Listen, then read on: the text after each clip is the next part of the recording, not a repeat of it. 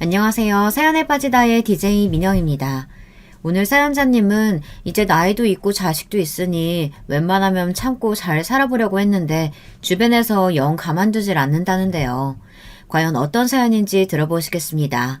오늘도 두 가지 사연 준비되어 있는데요. 끝까지 들어주실 거죠? 그럼 오늘의 사연 바로 시작할게요. 안녕하세요. 저는 40대 중반 여자입니다. 저는 남들보다 결혼을 좀 늦게 했어요. 30 중반에서야 지금의 남편을 만나 결혼했습니다. 그 전까지는 연애해도 결혼하고 싶다는 생각을 해본 적이 한 번도 없었는데 이상하게 지금의 남편은 처음 만났을 때부터 결혼하고 싶다는 생각이 들었어요. 외모부터 성격까지 다 제 이상형이었거든요. 제 자랑 같지만 사실 남편이 인물이 좀 좋아요. 성격도 다정다감하고 애교도 많습니다. 제가 어려서부터 남자 얼굴을 좀 많이 봐서 주변에서 친구들이 결혼하기 힘들 거라고 했는데 늦게라도 남편 같은 사람을 만나게 됐으니 다행이었죠. 남편이 저보다 나이도 4살이 어립니다. 지금이야 둘 다 40대라 같이 다녀도 엇비슷하게 보이지만 얼마 전까지만 해도 같이 다니면 사람들이 남매냐고 많이 물어봤어요. 남편이 워낙 나이보다 더 동안이거든요. 남편은 저를 처음 만났을 때 자동차 영업 일을 하고 있었어요. 마침 제가 차를 바꿔야 해서 알아보다가 주변에서 아는 지인이 남편을 소개해줘서 알게 됐습니다. 남편을 처음 만났을 때부터 저는 관심이 있었어요. 외모도 제 이상형이고 성격도 싹싹해서 마음에 들었거든요. 저는 차를 사고 나서도 남편을 다시 만나고 싶어 제가 먼저 따로 연락을 했어요. 그리고 계속해서 인연을 만들어보고 싶어 제 주변에 아는 사람들을 차를 살 때마다 남편을 소개했어요. 제가 장사를 하다 보니 주변에 아는 사람이 많아요. 제 덕분에 남편이 그 분기에 영업왕을 했다고 밥을 사주겠다고 하더군요. 제가 지금까지 살면서 단 한 번도 1등을 해본 적이 없는데 김 사장님 덕분에 영업왕 됐어요. 감사해요. 앞으로도 잘 부탁드릴게요. 남편과 사석에서 따로 만나다 보니 저는 남편이 더 좋아졌습니다. 저와 남편은 어느새 가까워져서 연애를 시작했어요. 제 나이가 있다 보니 자연스레 결혼 이야기가 나왔습니다. 저와 남편 사이야 워낙 좋았지만 시부모님께서는 처음부터 저를 달가워하진 않았어요. 당연하죠. 이제 갓 30이 넘은 아들이 결혼한다는 것이 좀 빠르다 싶은데 결혼하겠다는 여자가 4살이나 연상이니까요. 처음 인사 갔을 때도 시부모님은 흔쾌히 결혼을 허락해 주시진 않았어요. 우리 아들 이제 30인데 뭐가 급하다고 벌써 결혼을 해. 그리고 얘가 겉으로 보기엔 귀티가 흘러도 막내라 철이 없어서 애가 영 사치스러워. 모아놓은 돈도 하나도 없다니까. 시어머니는 이러다가 아들이 지금 당장 나이 많은 여자랑 결혼하게 생겼으니 어떻게 막아보려고 제 앞에서 아들 흉까지 보셨어요. 그래, 이제 간신히 돈 벌기 시작한 애가 뭔 돈이 있어서 장가를 가겠어. 그리고 우리도 아들만 셋이라 위에 두 놈 장가 보내느라 남은 재산도 없어. 이 집도 우리 집 아니고 전세야. 거기다가 시아버지는 워낙 재산 없는 집이라며 제가 시집 오면 고생만 할 거라고까지 이야기를 하셨습니다. 그러고 보니 우리 막내보다 4살이나 많으면 우리 며느리들보다 나이가 훨씬 더 많네. 그 나이에 어린 형님들 모시기 힘들어. 이게 다 아가씨 생각해서 하는 말이니까 나이도 있는데 신중하게 생각해야지. 시부모님은 어떻게든 저를 설득하려고 하셨어요. 당신의 아들과의 결혼을 다시 생각하라고요. 시부모님의 반응을 예상하지 않은 건 아니에요. 안 그래도 인사 가기 전부터 남편이 저에게 신신당부했거든요. 형들이 다 나이가 어린 형수들이랑 결혼해서 제가 막내 며느리인데 나이가 제일 많을 거라 아마 시부모님이 탐탁치 않아 할 수도 있다고요. 제가 진우 씨보다 나이가 많아서 부모님께서 걱정하시는 거 잘 압니다. 그런데 걱정하지 마세요. 제가 나이가 많은 대신 다른 장점이 좀 많아요. 제가 일찍부터 장사를 했는데 자리를 일찍 잡아서 현재 여의도에서 식당도 운영 중이고요. 서울에 아파트도 있어요. 30평대 자가고요. 제 말에 순간 시부모님의 표정이 달라졌습니다. 특히나 서울에 자가 아파트가 있다는 말에 두 분 다 눈이 휘둥그레지셨어요. 우리 누나 완전 능력쟁이야. 그 사람 많은 서울 중심가에서 고깃집을 한다니까? 손님도 많아서 장사도 엄청 잘 돼. 완전 맛집이야. 결혼할 사람한테 누나가 뭐야? 호칭 제대로 해야지. 세아가, 가게는 어디에 있어? 아파트는 어디 있고? 가만 보니 남편이 시아버지를 그대로 닮았더라고요. 인물도 그렇고 상황 파악도 빠른 게 둘이 똑같았어요. 시아버지는 제가 장사도 하고 아파트도 있다는 말에 바로 저를 새아기라고 부르셨습니다. 시어머니는 그런 아버지가 마음에 안 드시는지 옆구리를 쿡 찌르셨어요. 장사 좀 하고 아파트 좀 있다고 뭐 다 결혼시키나? 내 아들도 아직 나이가 어려서 그렇지. 아가씨 나이 정도 되면 우리 아들도 아파트도 있고 가게도 있을 수 있지. 엄마, 내가 무슨 돈이 있다고 가게를 차리고 아파트를 사. 말도 안 되는 소리. 시어머니는 남편의 입을 손으로 틀어막았어요. 시아버지의 반응에도 시어머니는 제가 썩 마음에 안 드시는 것 같았지만 저는 그때부터 본격적으로 시부모님의 마음을 얻기 위해 부단히도 노력했습니다. 어쩌겠어요. 어리고 잘생긴 남편을 얻으려면 제가 노력해야죠. 저는 시어머니께 전화도 자주 드리고 선물도 자주 보냈어요. 그리고 생신날이면 저희 가게에 모셔서 식사도 대접했습니다. 그렇게 반년을 노력했더니 그래도 시어머니께서 결혼 허락을 해주셨어요. 결혼 허락의 결정적이었던 건 갑자기 남편이 회사를 그만뒀다는 겁니다. 자동차 영업일이라는 게 사람을 상대하는 일이다 보니 남편이 힘들어했어요. 이상한 사람들도 많고 무리한 요구를 하는 사람들도 많다 보니 스트레스가 많았습니다. 남편은 어차피 결혼할 사이이니 제 가게에서 같이 일해보고 싶다고 했어요. 영업이야 자기 전문 분야라 손님 상대하는 건 자신 있다고요. 저야 남편이 도와주면 너무 좋을 것 같아 그렇게 하기로 했습니다. 남편 말대로 어차피 결혼할 사이니까요. 그런 모습이 시부모님이 보시기엔 마냥 철없던 막내 아들이 저를 만나 정신 차렸다고 느끼신 것 같아요. 뭘 해도 1년을 못 버티던 놈이 그래도 가게 일은 재밌는지 새벽부터 일어나서 고기도 사러 가고 늦게까지 장사하고 들어와서도 힘들다는 소리 안 하는 거 보면 새아기 덕분에 저놈이 적성을 찾았나 보다. 우리 새아기가 복덩이지 뭐야. 나중에 알게 된 사실인데 남편이 학창시절부터 워낙 공부도 안 하고 사고뭉치였대요. 위에 형들은 다들 공부도 잘하고 자기 앞가림도 잘해서 잘 사는데 막내 아들인 남편만 제대로 된 일자리도 못 구하고 여기저기 떠돌아다니다 회사에 들어가도 잘 버티지 못하니 집에서는 천덕꾸러기 신세였죠. 아주버님이나 시아버님이 보시기에는 사고뭉치 막내 아들이 저를 만나 정신을 차린 것처럼 보이셨던 것 같아요.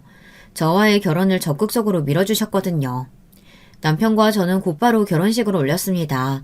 제 아파트에서 신접살림을 시작하고 둘이 열심히 가게를 운영했어요. 저와 남편은 결혼한 지 1년 만에 아이가 생겼습니다. 저는 꿈만 같았어요. 제가 나이가 있다 보니 아이는 꿈도 안 꿨었는데 이렇게 빨리 생길지 몰랐거든요. 그런데 꿈만 같았던 것도 잠시 아이가 생기니 모든 생활이 다 뒤죽박죽 정신이 없더군요. 제 인생이 통째로 변해버렸습니다. 딸아이를 낳자마자 저는 눈물 나는 전몸살로 한 달 넘게 아무것도 못하고 집에 누워만 있어야 했어요. 태어나 그런 고통은 처음 경험했습니다. 얼마나 참기 힘든지 누가 제 가슴을 좀 떼어가줬으면 좋겠더군요.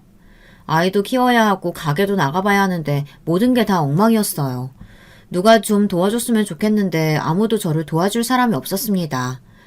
남편은 저를 대신해서 가게에 나가야 했고 친정 부모님은 두 분 다 강원도에 계시니 아이를 봐주러 올라오실 수 없었습니다. 친정 부모님은 강원도에서 소를 키우고 계시거든요. 급한 대로 시어머니께 부탁해서 며칠 우리 집에 오셨는데 시어머님 앞에서 며느리가 버젓이 가슴에 양배추를 올리고 누워있기 민망해 며칠 만에 제가 오시지 말라고 했습니다. 민망한 것도 민망한 거였지만 시어머니의 잔소리가 너무 듣기 싫었거든요. 노산이라 그런가. 너는 애가 참 유난하다. 임신했을 때부터 입덧도 심해서 우리 아들 아무것도 못 먹게 하더니만 이제는 전몸살 때문에 애도 안 보고 저렇게 누워만 있으니 하루 종일 힘들게 고기 굽고 들어온 남편 밥이나 챙기겠어? 임신했을 때부터 시어머니는 제가 뭐만 하면 유별나다고 하셨어요. 입덧이라는 게 제 마음대로 되는 게 아니잖아요.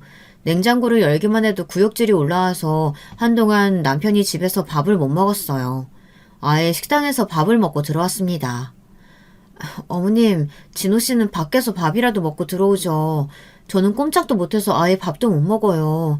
저 좀 보세요. 애 낳고 한 달도 안 돼서 10kg가 빠졌다니까요. 임신 전보다 더 빠졌어요. 임신했을 때도 그렇고 애 낳을 때도 그렇고 항상 당신 아들만 걱정하는 시어머니가 얄미워서 저도 참다가 한마디 했습니다. 사실 그렇잖아요. 남편이랑 어딜 가나 잘 먹고 다니지만 저는 하루 종일 꼼짝도 못하고 시름시름 앓고만 있잖아요.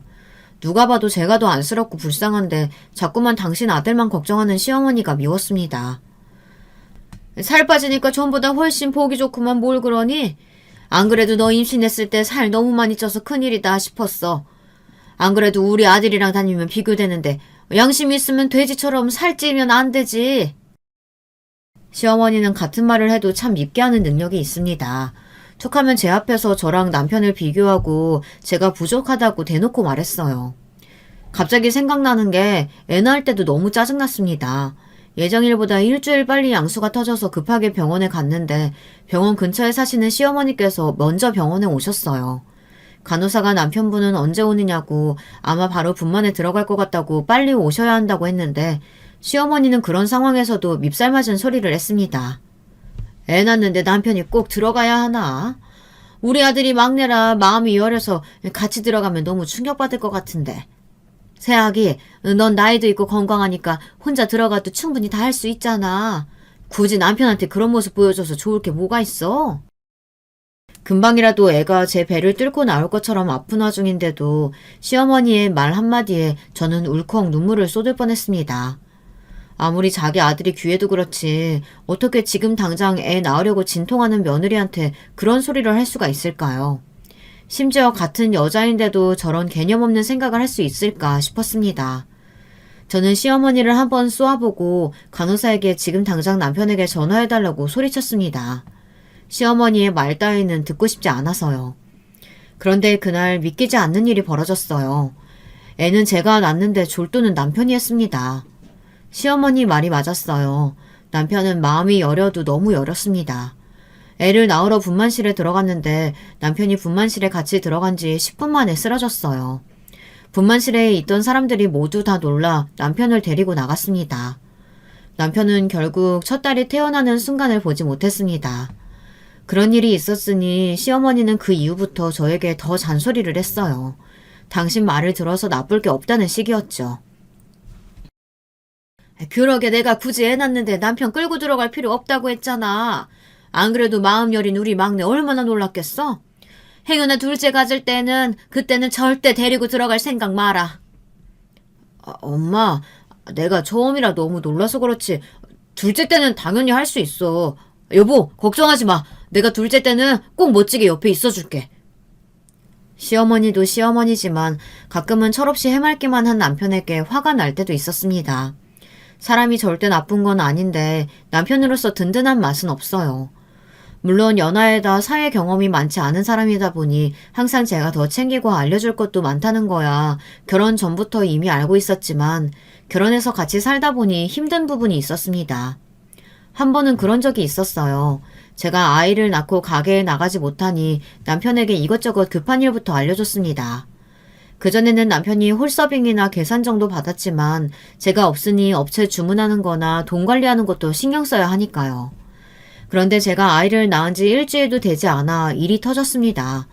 가게 매니저에게 급하게 전화가 왔는데 남편이 재료 주문을 잘못해서 당일 주말 장사에 지장이 생겼답니다.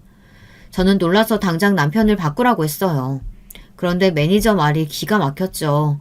남편이 약속이 있다고 나갔다는 겁니다. 정말 상상도 할 수 없는 일이었어요. 사장인 저까지 출산으로 자리를 비운 사이 남편이라는 사람이 주말에 약속이 있다고 나가다뇨. 저는 화가 나서 매니저에게 이런 일이 자주 있었냐고 물었어요. 그러자 잠시 망설이던 매니저가 이야기하더군요. 이번 주 내내 오전에만 가게에 들렀다 점심때만 되면 일 있다고 나가버렸대요. 저는 화가 나서 그날 남편이 들어오자마자 이야기 좀 하자고 했습니다. 그러고는 어디 있다가 오는 길이냐고 떠봤죠. 그랬더니 뻔뻔한 남편이 너무 당연하게 가게에 있다 왔지 자기가 어디 있다 왔겠느냐고 하더군요. 저는 어이가 없어서 버럭 소리를 질렀습니다. 당신 어떻게 나한테 이럴 수가 있어? 오늘 매니저한테 전화 왔어. 당신이 주문 잘못했어. 오늘 장사 다 망했다고. 그것도 모르고 약속 있다고 나갔다며? 당신이 거짓말하면 내가 모를 줄 알았어? 저는 남편에게 너무 실망해서 눈물이 다 났습니다. 제가 어떻게 이 일궈낸 가게인데 저를 도와주겠다던 남편이 어떻게 이럴 수 있나 싶어서요. 저는 배신감에 남편에게 앞으로 가게에 나가지 말라고 엄포를 놓았습니다. 당신이 가게에 이렇게 대충 할 줄 알았으면 애초에 당신한테 가게 안 맡겼어. 내일부터 오빠한테 와서 도와달라고 할 테니까 당신은 집에서 애나 봐. 친정 부모님은 소를 키우시고 그 옆에서 오빠가 크게 한우 전육 식당을 해요. 배운 게 도둑질이라고 저도 서울에 올라와 고깃집을 시작한 거고요. 오빠가 하는 정육 식당이야 올케 언니도 있고 직원도 많으니 제가 도와달라고 하면 오빠는 단번에 와줄 거예요. 여보 미안해. 내가 잘못했어. 나 아빠 됐다고 친구들이 축하해주겠다고 자꾸 부르는데 거절할 수가 있었어야지. 다시는 안 그럴 테니까 나 쫓아내지 마. 제발 자기야. 제가 그렇게까지 단호하게 할 줄은 몰랐는지 남편이 깨갱했습니다. 남편은 제 손을 잡고 어쩔 줄 몰라 하며 아양을 떨었어요. 다시는 안 그런다고요. 이런 게 바로 연하의 맛인가 봅니다.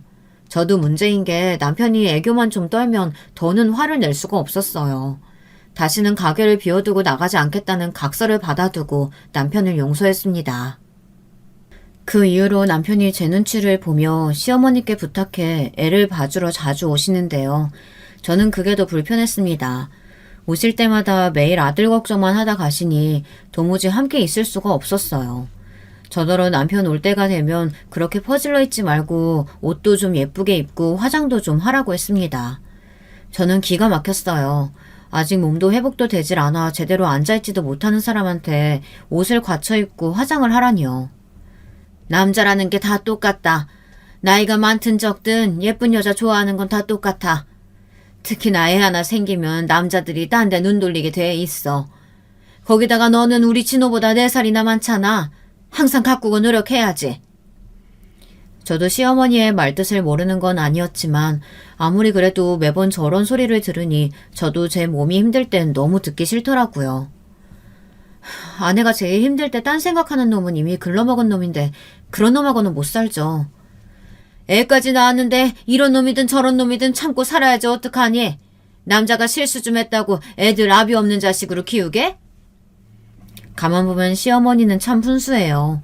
애 봐주러 와서는 항상 제 속만 다 뒤집어 놓고 가셨습니다. 저러니 제가 시어머니더러 계속 오라고 할 수 있었겠어요. 아무리 애 보는 게 힘들어도 시어머니와는 하루도 같이 있을 수가 없었습니다. 더군다나 애 키우는 방식도 너무 마음에 안 들었어요. 어느 날 태어난 지 100일도 안 된 애 기저귀를 자꾸 벗겨두시더라고요. 저는 여자애를 왜 자꾸 벗겨놓냐고 벌레라도 들어가면 어쩌려고 그러냐고 한 소리 했습니다. 그러자 시어머니가 하시는 말이 기가 막혔어요. 아이고 유나는 날도 더운데 애 땀띠 생기게 뭐하러 꽁꽁 싸두니? 원래 어릴 때는 시원하게 키워야 건강한 거야. 나는 우리 아들들 키울 때 셋 다 그냥 다 벗겨놓고 키웠어. 그랬더니 봐라. 우리 아들들 셋 다 건강하잖아. 그거야 옛날 이야기고요. 요즘은 그러다가 애들 요도 감염 된다고 절대 그렇게 안 키워요. 더군다나 여자애는 그렇게 키운다는 말은 생전 들어본 적도 없고요. 시어머니는 당신 말에 제가 토를 단다고 매일 투덜거리셨지만 저는 듣고 싶지도 않았어요. 무슨 말이 되는 소리를 해야 들어주죠. 말도 안 되는 소리를 하는 건 물론이고 자꾸 당신 말이 맞다고 우기는데 상대하고 싶지 않았습니다. 저는 어차피 몸이 회복되는 대로 가게에 나가야 하니 집에서 아이를 봐줄 수 있는 보모를 구하기로 했어요. 그게 여러모로 마음이 편할 것 같아서요. 그런데 이게 생각보다 쉬운 일이 아니더군요. 좋은 보모를 구하는 게 하늘의 별 따기였어요. 구했다 하면 문제가 있었습니다. 첫째 딸을 낳고 2년 동안 보모 때문에 마음고생을 많이 했어요. 동네 고용센터를 통해 보모를 구했습니다. 저는 보모에게 아이를 맡기고 가게에 출근했어요. 저녁 장사가 바쁘다 보니 저는 항상 12시부터 저녁 8시까지 보모를 고용했어요. 시간이 늦다 보니 시급도 일반 보모보다 1.5배를 더 줬습니다. 안 그러면 사람 구하기가 힘드니까요. 당시에 아기가 너무 어려서 이제 막 기어다니려고 할 때라 보모가 좋은 사람인지 애를 잘 보는지 판단하기 어려웠어요. 그냥 보모를 믿고 맡기는 수밖에 없었죠. 보모에게 아이를 맡기고 얼마 뒤 아이가 무릎을 자꾸 꿇히며 기려고 하는 것 같길래 미리 보모에게 이야기했습니다. 첫애라 뭐든지 옆에서 다 제일 먼저 보고 싶은데 일이 바쁘니까 그게 쉽지가 않네요. 우리 딸 혹시 기려고 하면 동영상 좀 찍어서 보내주세요. 조만간 길 것 같은데 영 시간이 걸리네요. 그럼요. 걱정 말고 다녀와요. 내가 엉덩이만 들어도 바로 영상 찍어서 보내줄 테니까. 오래 장사를 하다 보니 제가 사람을 잘 믿지는 않아요. 지금까지 장사하면서 별의별 애들을 다 봤거든요. 부모도 보기에는 성격도 좋으시고 아이도 좋아하는 것 같아 믿고 맡기기는 했지만 아직 신뢰를 하지는 않았어요. 그러다 보니 일하러 나가서도 항상 집안에 아이가 신경 쓰였죠. 말도 못하는 애를 남의 손에 맡긴다는 게 생각보다 쉬운 일이 아니었어요. 그러던 어느 날이었습니다. 퇴근하고 집에 왔는데 아이를 안았더니 무릎에 작은 멍이 나 있더군요. 저랑 있을 때도 아이가 자꾸 기어다니려고 무릎을 세우길래 모모에게 제가 꼭 무릎 보호대를 씌워달라고 부탁했는데 깜빡한 것 같았어요. 저는 다음날 부모에게 좋은 소리로 무릎에 자꾸 상처가 생기니 신경 써달라고 한마디 했습니다. 그런데 며칠 뒤에도 같은 자리에 자꾸만 멍이 커지는 것 같더군요.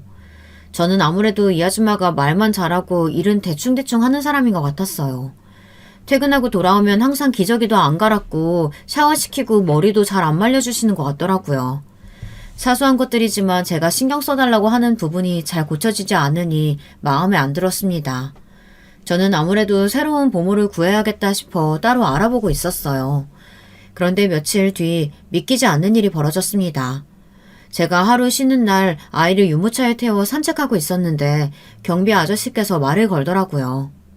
아이고 이쁜이가 오늘도 산책 나왔구나. 근데 오빠는 어딨어? 매일 오빠랑 같이 나오더니 오늘은 혼자네. 저는 경비 아저씨의 뜬금없는 오빠라는 소리에 아니라고 저희는 외동이라고 말했습니다. 오빠 없다고요. 그러자 경비 아저씨가 의아해하면서 다시 한번 아이 얼굴이랑 유모차를 확인하시더군요.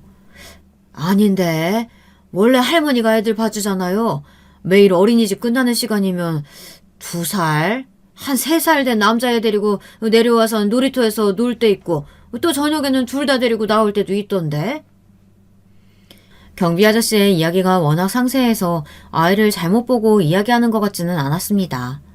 저희 딸이 매일 쓰고 나오는 토끼 모양 머리띠도 기억하시더라고요. 저는 아무래도 경비 아저씨의 이야기가 마음에 걸려 관리실에 가서 CCTV를 보여달라고 했습니다. 제 눈으로 확인을 해야 마음이 놓일 것 같아서요. 그런데 경비 아저씨의 이야기는 사실이었습니다. 동네 어린이집 하원버스가 도착했는데 저희 보모 아줌마가 웬 남자애를 데리고 놀이터로 가더라고요. 저는 처음 보는 아이였어요. 바로 CCTV에 찍힌 시간을 확인했더니 분명히 우리 집에서 우리 딸을 보고 있어야 하는 시간이었어요. 저는 어이가 없어서 다른 영상도 돌려봤습니다. 그런데 몇 시간 뒤 제 딸아이를 유모차에 태우고 보모가 나오는데 옆에 아까 봤던 그 남자아이가 버젓이 있더군요. 심지어 그 남자아이를 쫓아다니느라 제 딸은 계속 유모차에 방치되어 있었어요. 기가 막혔습니다. 저는 곧장 보모 아줌마에게 전화해 지금 당장 아파트 관리실로 오라고 소리를 질렀습니다. 그리고 이게 도대체 무슨 상황인지 제게 설명하라고 했습니다. 영상을 본 보모는 놀라서 어쩔 줄 몰라 하더군요. 알고 보니 제가 고용한 보모 아줌마는 두탕을 띄고 있었어요. 원래 우리 애를 보기 전에 제가 사는 아파트에 같은 동 사는 남자애를 갓난 아기 때부터 봐줬었는데 그 아이가 어린이집에 다니기 시작하니 보모의 시급이 반으로 준 거예요. 애 하원시키고 3시간만 봐주면 되니까요. 그래서 처음엔 그 일은 그만두고 다시 다른 아이를 보려고 했는데 마침 제가 그 아이와 같은 아파트, 같은 동에 살고 있었던 거죠. 우연도 그런 우연이 없으니 보모 아줌마는 욕심이 났던 겁니다. 저희 딸은 어려서 누워만 있으니 잘하면 둘 다 보고 돈도 더 벌 수 있겠다 싶었던 거죠. 정말 세상엔 이상한 사람들이 너무 많습니다. 아무리 돈이 좋아도 그렇지 어린애를 보러 온 사람이 저를 속이고 몇 시간씩이나 제 딸을 혼자 집에 방치했던 거예요. 그러는 사이 제 딸은 혼자 방 안을 뒹굴며 기어다녔을지도 모릅니다. 사기꾼 보모가 그 남자아이를 보는 사이에 말이죠. 저는 곧장 그 남자아이의 부모에게 연락을 했습니다. 그리고 그 집과 함께 보모를 고소하고 저에게 그런 사기꾼을 소개한 업체도 다 고소했습니다. 그랬으니 제가 어떻게 사람을 믿을 수가 있었겠어요. 저는 새로운 보모를 구할 때까지 남편에게 아이를 보라고 했습니다. 당시에 가게에 일이 많아서 제가 가게를 비울 수가 없었거든요. 물론 남편도 시어머니도 말이 많았습니다. 여보, 아무리 그래도 내가 혼자 애를 어떻게 봐. 우리 그냥 엄마한테 맡기자. 그러면 우리 둘 다 가게에 나가서 일할 수 있으니까 좋잖아. 내가 새아기 너 나가서 돈 좀 번다고 내 아들 은근 무시하고 깔보는 거 진작 알고 있었지만 아무리 그래도 집안의 가장한테 집에 눌러앉아서 애나 보라니. 그건 내가 절대 용납할 수 없다. 차라리 내가 보고 말지. 시어머니는 귀한 막내 아들이 애를 보게 할 수는 없다며 차라리 매일 본인이 우리 집에 와서 애를 보시겠다고 했습니다. 저는 그것만큼은 막고 싶었어요. 가끔 얼굴 마주치는 것도 싫은 시어머니를 매일 보고 제가 살 수가 없으니까요. 어머님도 아들 셋 키워보셨잖아요.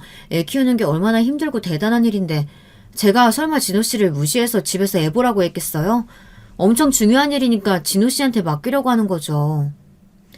제가 혼자 집에서 애 볼 때는 일절 그런 소리 한 적도 없으면서 항상 본인 아들 걱정만 하던 시어머니가 꼴도 보기 싫었습니다. 그리고 시어머니는 툭하면 남편더러 집안에 가장이라는 소리를 하시는데 남편이 혼자 힘으로 할 줄 아는 게 뭐가 있다고 도대체 가장이라고 하는 건지 이해가 안 됐습니다. 새로운 보모 구할 때까지만이니까 어머님 너무 걱정하지 마세요. 여보, 당신이 우리 딸 잘 볼 수 있지? 마음 같아서는 우리 일에 왜 사사건건 참견이냐고 제발 좀 신경 끄라고 시어머니에게 소리치고 싶었지만 그럴 수는 없었습니다. 제가 사랑하는 남편의 어머니이니 예의를 지켜야 했으니까요. 그로부터 얼마 뒤 제 앞에 구세주가 나타났어요. 제가 강원도에 살 때 아버지 가게에서 함께 일했던 세희라는 동생이 있었는데 서울에 올라왔다고 연락이 왔더라고요. 앞으로 서울에서 살아보려고 올라왔다며 가게로 인사하러 찾아왔더라고요. 너 어린이집에 취직했다고 하지 않았어? 일은 어떻게 하고 갑자기 서울에 올라왔어? 아버지에게 듣기로는 세희가 어린이집에 취직해서 식당을 그만뒀다고 했는데 갑자기 무슨 일로 서울에 올라왔나 싶었습니다. 그 동네 애들이 너무 없어서 내가 일하던 어린이집도 문을 닫았어. 강원도에서는 어린이집 찾기가 너무 힘들어서 아예 서울에서 일해보려고. 언니도 알다시피 내가 애를 너무 예뻐하잖아. 난 이 일이 적성에 딱 맞더라고. 세희가 워낙 성격도 밝고 싹싹하니 예뻐요. 같이 아버지 식당에서 일할 때도 아버지나 오빠도 저보다 세희를 더 예뻐했습니다. 얘가 손님들에게 친절하고 일도 잘했거든요. 그런데 그 순간 저는 머리에 딱 떠오르는 생각이 있었습니다. 저는 세희의 손을 덥석 잡았어요. 세희야, 네가 우리 애 좀 봐줄래? 내가 너 어린이집에서 일할 때 월급보다 더 줄게. 세희를 제가 동네에서 고등학교 때부터 봐왔어요. 나이는 어려도 착하고 예의도 바릅니다. 거기다 어린이집 선생님이었으니 이만한 보모가 없었죠. 저는 혹시나 세희가 싫다고 할까봐 마음 졸였는데 다행히 세희가 흔쾌히 우리 애를 봐주겠다고 했어요. 언니 딸이면 내 자식이나 마찬가지인데 내가 봐주면서 월급까지 받으면 나는 너무 좋지. 사람은 죽으라는 법은 없나 봅니다. 세희가 제 앞에 떡하니 나타나준 덕분에 세희에게 아이를 맡기고 저는 마음 놓고 일할 수 있었어요. 다행히 보모를 금방 구했으니 남편도 만족해했죠. 세희가 아이를 봐주고 나서는 집안이 안정을 되찾아갔습니다. 세희는 몇 년 보지 못한 동안 더 성숙해졌더라고요. 아무리 알던 사이라도 남의 집에 애 보는 게 쉬운 일이 아닐 텐데 애까지 보며 제가 해야 할 집안일까지 신경 써줬어요. 매일 늦게 집에 오는 저와 남편이 배고플까봐 반찬도 짬짬이 해놓고 빨래도 돌려줬어요. 저는 힘들게 그러지 말라고 몇 번이나 말했지만 제가 그러면 세희는 오히려 더 서운하다고 했습니다. 내가 점심 먹으려고 해놓은 건데 같이 먹으면 좋지 뭘 그래. 내가 아무리 언니한테 월급 받고 이래도 우리가 남이야? 언니가 그러면 나 서운해. 고마워서 그렇지. 내가 서울에서 오래 살면서 장사하다 보니까 아주 사람이 다 싫었었는데 너 오고 나서는 마음이 이렇게 편할 수가 없다. 이래서 사람들이 나이 들면 고향에 내려가서 살고 그러나 봐. 내가 너 없었으면 어쩔 뻔했니? 제가 동생이 없어서 이런 느낌을 처음 느껴봤는데 세희는 꼭 제 친동생 같았습니다. 말을 하지 않아도 제 속에 들어가서 제 마음을 들여다보는 것 같았죠. 애가 애 잘 보는 건 물론이고 음식도 잘하고 못하는 게 없었어요. 세희가 봄으로 와주고 나서는 제가 마음이 편해서인지 일도 잘 풀렸습니다. 가게가 장사가 너무 잘 돼서 새로 분점도 냈어요. 본점을 더 넓은 곳으로 이사할까도 생각했지만 본점의 느낌을 좋아하는 단골들이 많아 새로운 동네에 분점을 내기로 했습니다. 새로운 일을 시작하다 보니 저는 정신없이 바빴어요. 그러던 와중에 경사가 겹쳤습니다. 둘째가 생겼어요. 사실 일도 많은데 애까지 하나 더 생겼으니 저는 고민거리가 더 많아졌죠. 그런데 그런 저의 고민을 세희가 싹 다 해결해줬어요. 언니, 내가 있는데 뭘 걱정해. 둘째도 건강하게만 낳아요. 내가 다 키워줄 테니까. 저는 친정 부모님 두 분 다 항상 소 키우랴 가게 하랴 정신이 없으셔서 저를 잘 돌봐주지 않으셨어요. 그래서 저는 나중에 엄마가 된다면 자식들 옆에 꼭 붙어있는 좋은 엄마가 되어야지 했습니다. 그런데 그런 다짐이 무색하게 저도 일이 바빠 좋은 엄마가 되어주지 못하고 있어요. 그래서 항상 잠이 든 딸아이를 보면 미안했죠. 그런데 제 옆에 세희가 든든하게 있어주니 꼭 천군만마를 얻은 것만 같았습니다. 세희, 네가 결혼해서 애 낳고 힘든 일 있으면 그때는 내가 다 도와줄게. 말만 해. 진심이었습니다. 아무리 돈을 받고 하는 일이라도 세희처럼 진심을 다해 일해주는 사람은 드무니까요. 그렇게 시간이 흘러 저는 분점도 내고 둘째도 낳았습니다. 첫째보다 그래도 둘째는 뭐든 다 수월하다는데 저는 모든 게 다 둘째가 더 힘들었어요. 처음 가게를 낼 때보다 아는 게 더 많다 보니 분점을 내는 것도 쉽지 않았고 둘째 임신과 출산도 쉽지 않았습니다. 그러는 동안 저와 남편과의 사이가 전과 같지 않았습니다. 아무래도 남편과 저는 일도 함께하고 아이도 둘이나 키우다 보니 하루 24시간을 항상 붙어있는 거는 다름없었어요.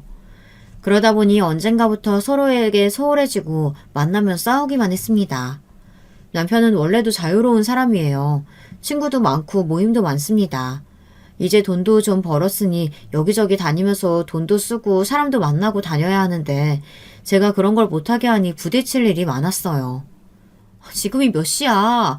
어떻게 나가기만 하면 집에 들어올 생각을 안 해? 당신은 하루 종일 밖에서 일하면서 애들이 보고 싶지도 않아? 아직 기저귀 찾고 꼬물꼬물 거리는 애들이 뭘 기억한다고 자꾸 일찍 들어오라고 잔소리야. 애들 크면 내가 다 알아서 잘할 거니까 걱정하지 마. 남편은 아이가 둘이 생기고도 정신을 못 차렸어요. 항상 밖으로만 돌았습니다. 저도 친구도 좋고 모임도 좋지만 가족이 더 중요하다고 생각했어요. 아이들도 점점 크는데 아이들과 함께 더 많은 시간을 보내는 게 중요하니까요. 애들이 너무 어릴 때부터 세희와 함께 키우다 보니 아이들도 언젠가부턴 아빠와 엄마와 보내는 시간보다 세희와 보내는 시간을 당연하게 생각했어요. 세희도 이제 나이가 찼으니 연애도 하고 결혼도 해서 아이를 낳아야 하는데 우리 집에서 오래 일하다 보니 그런 기회들을 놓치는 게 아닌가 걱정됐습니다. 그러던 중 마음에 걸리는 일이 좀 있었어요. 큰아이가 유치원에서 소풍을 다녀왔어요. 세희에게 들어서 소풍에 다녀온 줄은 알고 있었습니다. 그런데 며칠 뒤 딸아이와 이야기를 하다가 들었는데 세희와 함께 소풍을 다녀왔다는 겁니다. 다른 친구들은 다 엄마랑 같이 왔어. 나는 세희 이모랑 같이 가고. 알고 보니 유치원에 입학하고 처음 가는 소풍이라 부모 중 한 명이 함께 참석해야 했더라고요. 저는 처음 듣는 소리라 놀라서 다시 한번 아이에게 확인했습니다. 세희가 지금까지 한 번도 일을 이런 식으로 한 적은 없었거든요. 유치원 행사가 있거나 부모가 참여하는 일이 있으면 항상 먼저 말했었는데 왜 나한테 말도 없이 멋대로 본인이 갔는지 이해할 수 없었죠. 더군다나 더 말이 안 되는 게 어린 둘째까지 데리고 큰딸 소풍에 혼자 따라갔다는 게 말이 안 됐습니다. 그러기엔 세희도 혼자 힘들었을 테니까요. 그런데 딸아이의 닿은 말이 저를 더 경악하게 만들었습니다. 에이, 이모가 힘들게 어떻게 동생까지 혼자 데리고 와. 진수는 아빠가 데리고 왔지? 순간 저는 제 두 귀를 의심했습니다. 그러니까 딸의 말은 세희와 남편이 둘이 큰딸 소풍에 따라갔다는 겁니다. 제게 말 한마디 하지 않고요. 저는 생각할수록 두 사람 모두 괘씸해서 가만히 있을 수가 없었습니다. 저는 곧바로 아이들을 재우고 남편에게 갔습니다. 몸을 돌리고 자는 남편을 깨워 소풍에 대해 따져 물었어요. 정말 세희랑 둘이 딸 소풍에 갔다 왔느냐고요. 그러자 남편은 오히려 천연덕스러운 얼굴을 하고 그게 뭐가 문제냐는 듯 굴었습니다. 아, 소풍? 세희 씨가 혼자 간다고 했는데 아무래도 진수까지 데려가기 힘들 것 같아서 내가 시간 되길래 따라갔어. 뭐가 그게 문제라고 사는 사람을 깨워. 아무리 그래도 우리의 소풍인데 나한테 말을 했어야지. 어떻게 지금까지 말 한마디를 안 할 수가 있어? 당신 그날 분점 냉장고 새로 들어온다고 바쁘다고 했잖아. 그래서 말해봐야 또 화만 낼 것 같아서 말 안 한 거야. 기가 차다 못해 말문이 턱 막혔습니다.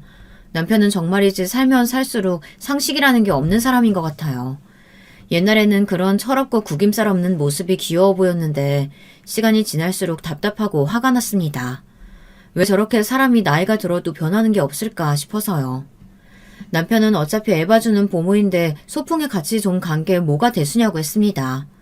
만약 미리 저에게 말했으면 가지 말라고 말할 것 같아서 그냥 말을 안 했대요.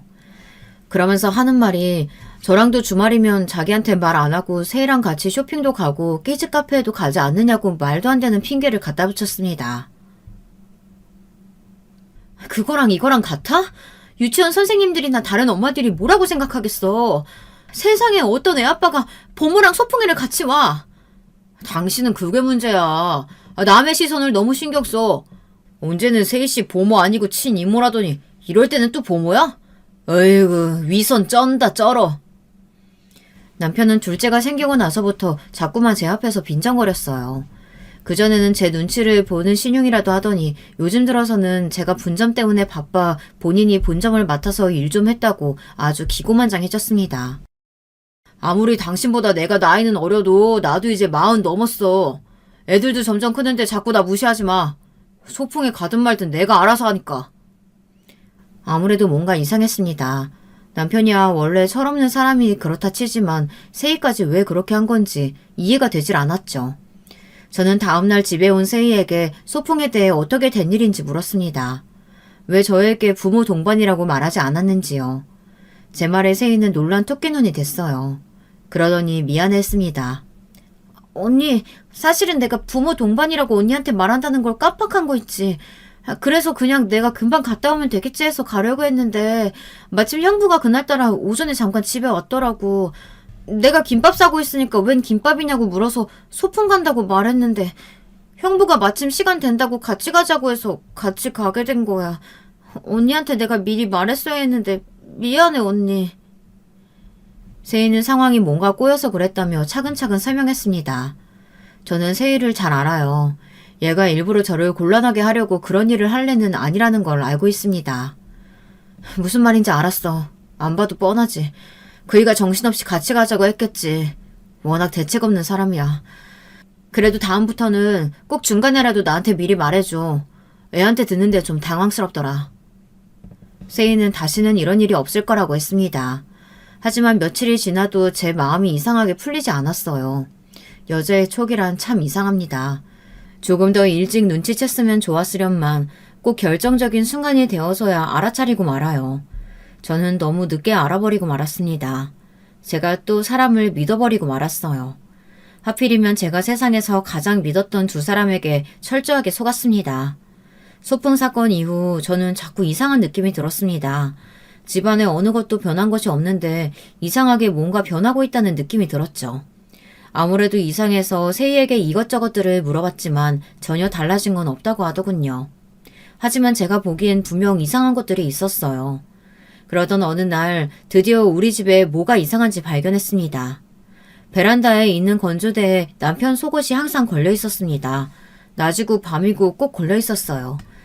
남편이 원래 깔끔 더는 스타일이긴 한데 아무리 그래도 하루에 몇 번씩이나 속옷을 갈아입는다는 게 이해가 되지 않았죠. 저는 남편을 의심할 수밖에 없었습니다. 정확히 뭐라고 설명할 수는 없었지만 분명히 이상했어요. 제 느낌이 제발 아니기를 바랬는데 안타깝게도 제 촉은 틀리지 않았어요. 문제는 이미 시작되고 있었습니다. 제가 한번 이상하게 보모에게 당한 전력이 있잖아요. 세희가 보모로 오기 전에 한 달 정도 있었던 필리핀 보모가 있었어요. 그 사람도 믿을 수가 없어서 그때 제가 아무도 모르게 거실과 주방에 CCTV를 달았습니다. 저는 아무래도 기분이 쎄해서 그날 밤 모두가 잠든 밤에 혼자 CCTV를 확인했어요. 그런데 CCTV에 정확하게 다 찍혔더군요. 제 남편과 믿었던 세희의 만행이요. 저는 남편은 믿지 않았어도 세희는 믿었습니다. 남편이 누군가와 바람이 났어도 그게 세희라고는 절대 생각하지 않았어요. 그런데 남편의 상간녀는 세희였습니다. 제 집에서 버젓이 둘이 그런 짓거리를 저지르며 세희년이 그 작고 하얀 손으로 제 남편의 팬티를 빨아 매일 건조대에 말려둔 거죠. 저 보란듯이요. 도대체 이 연놈들이 언제부터 그런 건지 알아야겠어서 밤새 CCTV를 돌렸습니다. 그런데 딱 제가 둘째를 가졌을 때쯤이더군요. 그때부터 남편이 낮에 집에 자꾸만 드나들었어요. 두 사람은 제가 둘째를 낳고 병원에 있는 동안에도 제 집에 있었습니다. 그때 남편이 큰아이를 보겠다고 세희에게 휴가를 줬어요. 웬일로 이 인간이 애를 보겠다고 하나 싶었는데 세희와 함께 있기 위해 그런 거더군요. 둘째를 낳은 저를 혼자 병원에 두고 이 연놈들이 작은 방에 제 큰딸을 재워두고 거실에서 몹쓸 짓을 하는 모습이 CCTV에 다 찍혀 있었어요. 저는 손부터 발까지 모든 장기가 다 떨려서 도저히 숨을 쉴 수가 없었습니다. 저는 남편을 사랑했습니다. 하지만 배신당했어요. 저는 이 연놈들에게 어떻게 복수할지만 생각했습니다. 그리고 1분 1초도 저 더러운 인간들을 내 집에서 내 아이들과 있게 할 수는 없었어요. 저는 다음날 바로 남편과 세희에게 좀 쉬고 싶다고 말하고 애들을 데리고 일주일 동안 친정에 다녀왔습니다. 제 덕분에 두 연놈들은 아주 신이 났겠죠. 애들도 없이 둘이 신나게 놀 기회였으니까요.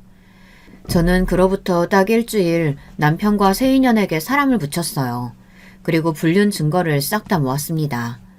그리고 제가 모르고 있던 세희년의 몇 년간의 행적을 쫓았어요. 서울에 올라오기 전에 그동안 강원도에서 어떻게 살았는지를요. 그리고 곧바로 변호사를 고용해 그 연놈들에게 고소장과 이혼소장을 보냈습니다. 그리곤 제 집에서 쫓아냈습니다. 바로 집 비밀번호를 바꿔버렸어요. 그리고 부동산에 집도 내놨습니다. 그 더러운 집에서는 더는 살고 싶지 않아서요. 남편과 세희년은 쉴 새 없이 저에게 전화했지만 저는 두 연놈의 전화도 메시지도 일절 받지 않고 답도 하지 않았습니다. 그로부터 얼마 뒤 생각지도 못한 일이 벌어졌습니다. 아이들은 강원도 부모님 댁에 잠깐 맡기고 급한 일이 있어 분점에 갔어요. 그래도 다행인 건 장사는 참 잘 된다는 겁니다. 제가 사람 복은 없어도 돈 복은 있는지 가만히 있어도 돈은 저절로 들어왔습니다. 그런데 그때였어요. 절대 보고 싶지 않았던 얼굴이 떡하니 가게에 나타났습니다. 바로 시어머니였어요. 친구들이랑 개모임이라도 하는지 사람을 20명이나 데리고 왔더군요. 정말이지 염치 없는 집구석은 달랐습니다. 어떻게 이런 상황에 버젓이 제 가게에 올 수 있을까요? 그런데 더 황당했던 건 그 이후부터였습니다. 시어머니는 남편에게 아무 소리도 아직 듣지 못했나 봐요. 제가 남편에게 이혼 소장을 보내고 집에서 쫓아낸 것도 전혀 모르고 있는 것 같았습니다. 저를 보자마자 왜 이렇게 요즘 연락이 안 되냐며 말도 안 되는 소리를 하더군요. 너는 며느리라는 애가 어쩜 그렇게 시어머니한테 안부 연락 한 번을 안 하니? 분점도 이렇게 삐깜번쩍하게 차려놓고 한 번 초대를 안 하길래 내가 직접 왔다. 친구들아, 이게 다 강원도에서 온 진짜 한우야. 마음껏 먹어. 우리 며느리가 다 공짜로 줄 거니까. 안 그래도 시어머니가 자꾸만 전화를 해대길래 저는 바람난 자기 아들 한 번만 용서해달라고 사정하려고 전화하는 줄 알았어요. 그래서 일절 전화도 안 받고 메시지도 다 무시했습니다. 그런데 이제 보니 시어머니는 저와 남편 사이에 있었던 일은 아무것도 모르고 자기 친구들한테 한우를 공짜로 먹일 생각만 하고 있더군요. 역시나 그 어미의 그 아들이에요. 주변 사람들한테 무슨 일이 생기건 말건 본인들밖에 모르는 이기적인 집구석이었죠. 저는 상종하고 싶지도 않았습니다. 이 아줌마 웃기는 아줌마네. 아줌마, 저 아세요? 누군데 남의 가게에 들어와서 고기를 공짜로 달라고 해요. 이상한 사람이네. 안 되겠네. 지금 당장 경찰에 신고해야지. 뭐야? 이게 미쳤나? 너 못 본 사이에 치매라도 걸렸니? 어떻게 잘난 네 남편 낳아준 시어머니를 못 알아봐? 안 되겠다. 너 당장 내 아들한테 전화해서 다 말할 거니까 그런 줄 알아. 시어머니는 기가 막히다는 듯 온몸을 부르르 떨며 남편에게 전화를 걸었습니다. 저는 오히려 잘됐다 싶어서 전화하든 말든 신경을 안 썼어요. 오히려 알아서 20명이나 되는 친구들을 데려왔으니 그 앞에서 아주 개망신을 줘야겠다 싶었습니다. 아, 그 보모년이랑 바람난 아줌마 아들 말하는 거구나. 잘 됐네요. 빨리 여기로 좀 오라고 하세요. 제가 할 말 있다고. 뭐, 바람? 얘가 도대체 무슨 소리라는 거야? 아들, 니야 마누라가 지금 이상한 소리 하는데 이게 다 무슨 소리니? 시어머니의 말소리에 주변에 있던 아줌마들은 다들 수군거렸습니다. 잠시 뒤 시어머니의 연락을 받은 남편이 가게로 후다닥 뛰어들어왔어요. 그러더니 저를 보자마자 곧장 제 앞에 무릎을 꿇었어요. 가관도 이런 가관이 없더군요. 여보, 도대체 지금까지 어디 있었어? 왜 그렇게 전화를 안 받아? 나 세기 씨랑 그런 거 아니야. 당신이 오해한 거야. 나 믿어줘. 그리고 나 당신이랑 이혼 못해. 우리 자식이 둘이나 있는데 당신이랑 내가 왜 이혼을 해? 남편은 어디 써놓은 종이라도 있는지 주절주절 말도 잘했습니다. 제가 영상 증거까지 다 가지고 있는데 아주 바람 피운 적 없다고 딱 잡아떼더군요.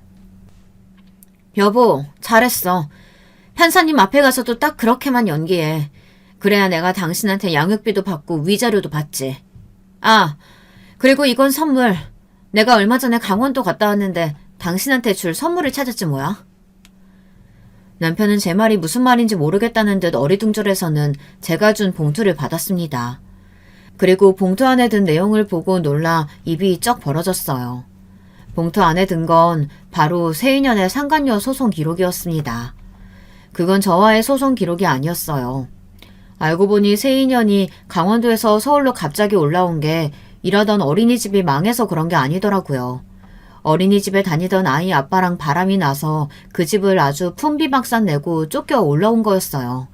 그 아이 엄마가 세이를 고소했다더라고요. 그래서 강원도에 살던 집도 위자료로 다 날리고 빈손으로 서울에 올라온 거였죠. 그래놓고 제 남편까지 꼬셔서 또 불륜을 저지른 거예요. 멍청한 새끼. 우리 애들 다시는 못 보게 해줄 거니까 각오해. 여기서 괜히 헛짓거리 하지 말고 그 꽃뱀년이랑 잘 살아. 아이고, 이 등신아. 네 주제에 무슨 바람을 피워? 제 말에 저보다 더 화가 난 시어머니는 갑자기 식당 셀프 코너로 달려가더니 그 무거운 김치통을 들고 달려와서 남편의 머리에 부어버렸습니다.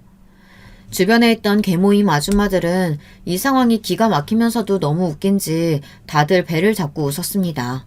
저도 너무 어이가 없어서 웃음이 터지더군요. 그러면서 시어머니는 저에게 사정했어요. 본인이 버릇을 고쳐놓을 테니 한 번만 봐달랍니다.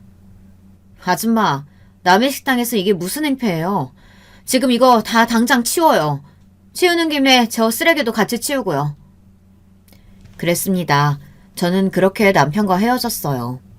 이혼 소송은 끝났고 상간녀 소송은 아직 진행 중입니다. 이미 증거가 차고 넘쳐서 혐의는 다 인정이 됐지만 위자료가 아직 책정이 안 됐어요. 변호사 말로는 세인연에게 2억 정도는 받을 수 있을 거라고 하더군요. 물론 제가 받은 상처에 비하면 얼마 되지 않는 돈이지만 저는 그 돈이라도 악착같이 받아낼 거예요. 그 돈으로 평생 전 연놈들을 따라다니면서 괴롭히는 데 쓸 생각이거든요. 제 복수는 아직 끝나지 않았습니다. 지금부터가 시작이에요. 제 자식들 보란듯이 잘 키우고 전 연놈들 평생 불륜남 상간녀 타이틀을 달고 살 수 있도록 힘쓸 거니까요. 지금까지 저의 이야기 들어주셔서 감사합니다. 저에게 응원과 힘이 될 만한 댓글 달아주시면 감사하겠습니다. 여러분도 어떤 고난이 닥쳐도 항상 이겨내시고 행복하시길 바랄게요. 여러분, 두 번째 사연 시작하기 전에 좋아요, 구독 꼭 눌러주실 거죠? 그럼 두 번째 사연 바로 시작합니다. 한 길 물속은 알아도 열 길 사람 속을 모른다는 말처럼 빤히 지척에서 상대의 눈을 들여다본다 해도 그 눈이 어떤 진심을 담고 있는지는 우리가 알 수 없는 것 같지 않나요? 오늘 사연 제 진심을 담아 소개해드려 보겠습니다. 안녕하세요. 저는 늘 머릿속에 생각이 복잡하리 많지 가득 들어있는 여잔데요. 사연 한 편씩 들으면서 제가 그 사연의 주인공이 된 것 마냥 몰입하는 경향이 좀 있어요. 그렇게 하고 나면 은근히 스트레스가 해소되는 기분이 들더라고요. 제가 조금 특이하죠. 오늘은 진짜로 제가 한번 사연의 주인공이 되어보고자 해요. 저는 친정 본가가 경기도의 끝부분에 있어요. 중학교 때까지 쭉 서울에서 살다가 경기도로 이사를 간 거였어요. 친정 아버지께서 아주 번듯한 회사에 재직하시다가 여러 가지 이해관계에 휘말려 타의로 근무를 관두시게 된 것이 큰 계기였습니다. 친정엄마의 건강이 좀 안 좋았던 시기였는데 그런 안 좋은 일까지 겹치는 바람에 친정 부모님께서는 머리를 식힐 겸 염증 어린 서울 도심을 벗어나서 재충전을 하시고자 경기도행을 선택하셨던 거예요. 저는 위로 오빠랑 언니가 있는데 둘 다 대학생이었거든요. 오빠는 군입대를 목전에 두고 있었고요. 두 사람이 성인이고 자기 앞가림 알아서 잘하니까 별 걱정 없이 서울을 떠나실 수 있었던 것 같아요. 저는 선택권이 없었어요. 절대 서울을 떠나고 싶진 않았지만 사흘 밤낮을 울고 보채도 부모님의 결심을 제가 흔들 수는 없었네요. 오히려 철이 안 들었다, 불효자식이다, 너는 매사에 하등 도움이 안 되는구나 라는 말을 듣고 마음의 상처를 받았으면서 그게 희한하게도 나이가 들어갈수록 안 잊혀지는 기현상이 일어났네요. 을의 사춘기가 그렇듯 저도 위태로운 시간들을 보냈어요. 환경이 갑자기 바뀌었기 때문에 너무 낯설었고요. 그런 걸 보면 저는 유독 감수성이 예민하고 감성적인 학생이었어요. 대수롭지 않게 넘기거나 의연하게 대처한다거나 그런 걸 잘 못했던 것 같아요. 제가 학교 다닐 때까지만 해도 중학교 아니고 고등학교인데도 양아치들이 있었어요. 자기들끼리 일진팸인가 그런 걸 만들어서 몇몇 학교의 일진들끼리 모여서 의기투합했었고요. 말 그대로 껌 좀 씹는 애들이었습니다. 제가 융통성이 좀 없는 편이었고 말씀드렸다시피 대처 능력이 좋지 못했는데요. 하필이면 일진무리에 속해 있던 애한테 밉보이는 바람에 학교 생활이 곤란해졌었어요. 어느 날은 그 애가 쉬는 시간에 저를 불러내더니 노래를 부르면서 박자에 맞춰 제 머리를 때렸어요. 복도 구석에서 저는 그렇게 당하고만 있었는데 갑자기 의외의 구세주가 등장했어요. 슬리퍼를 질질 끌면서 나타난 사람은 3학년 명찰을 달고선 오만상을 쓴 채로 다가오더니 난데없이 제 앞에서 걔의 머리통을 후려 갈겼습니다. 아, 누가 내 머리를 때려? 어떤 도른년이... 선배님, 죄송합니다. 제가 몰라뵙고 소리를 질렀습니다. 정말 죄송합니다. 너 뭔데 내가 지나다니는 복도에서 소란 일으키냐? 거슬리네. 야, 넌 오늘부로 나한테 찍혔다. 너 내가 공부에 관심 없는 거 알지? 너한테 관심 많이 가져줄게. 심드렁한 목소리가 내뱉는 내용이 살벌했고 제 앞에서 맹수였던 걔는 갑자기 벌벌 떠는 토끼가 되어 고개를 아래로 쳐박고 있었어요.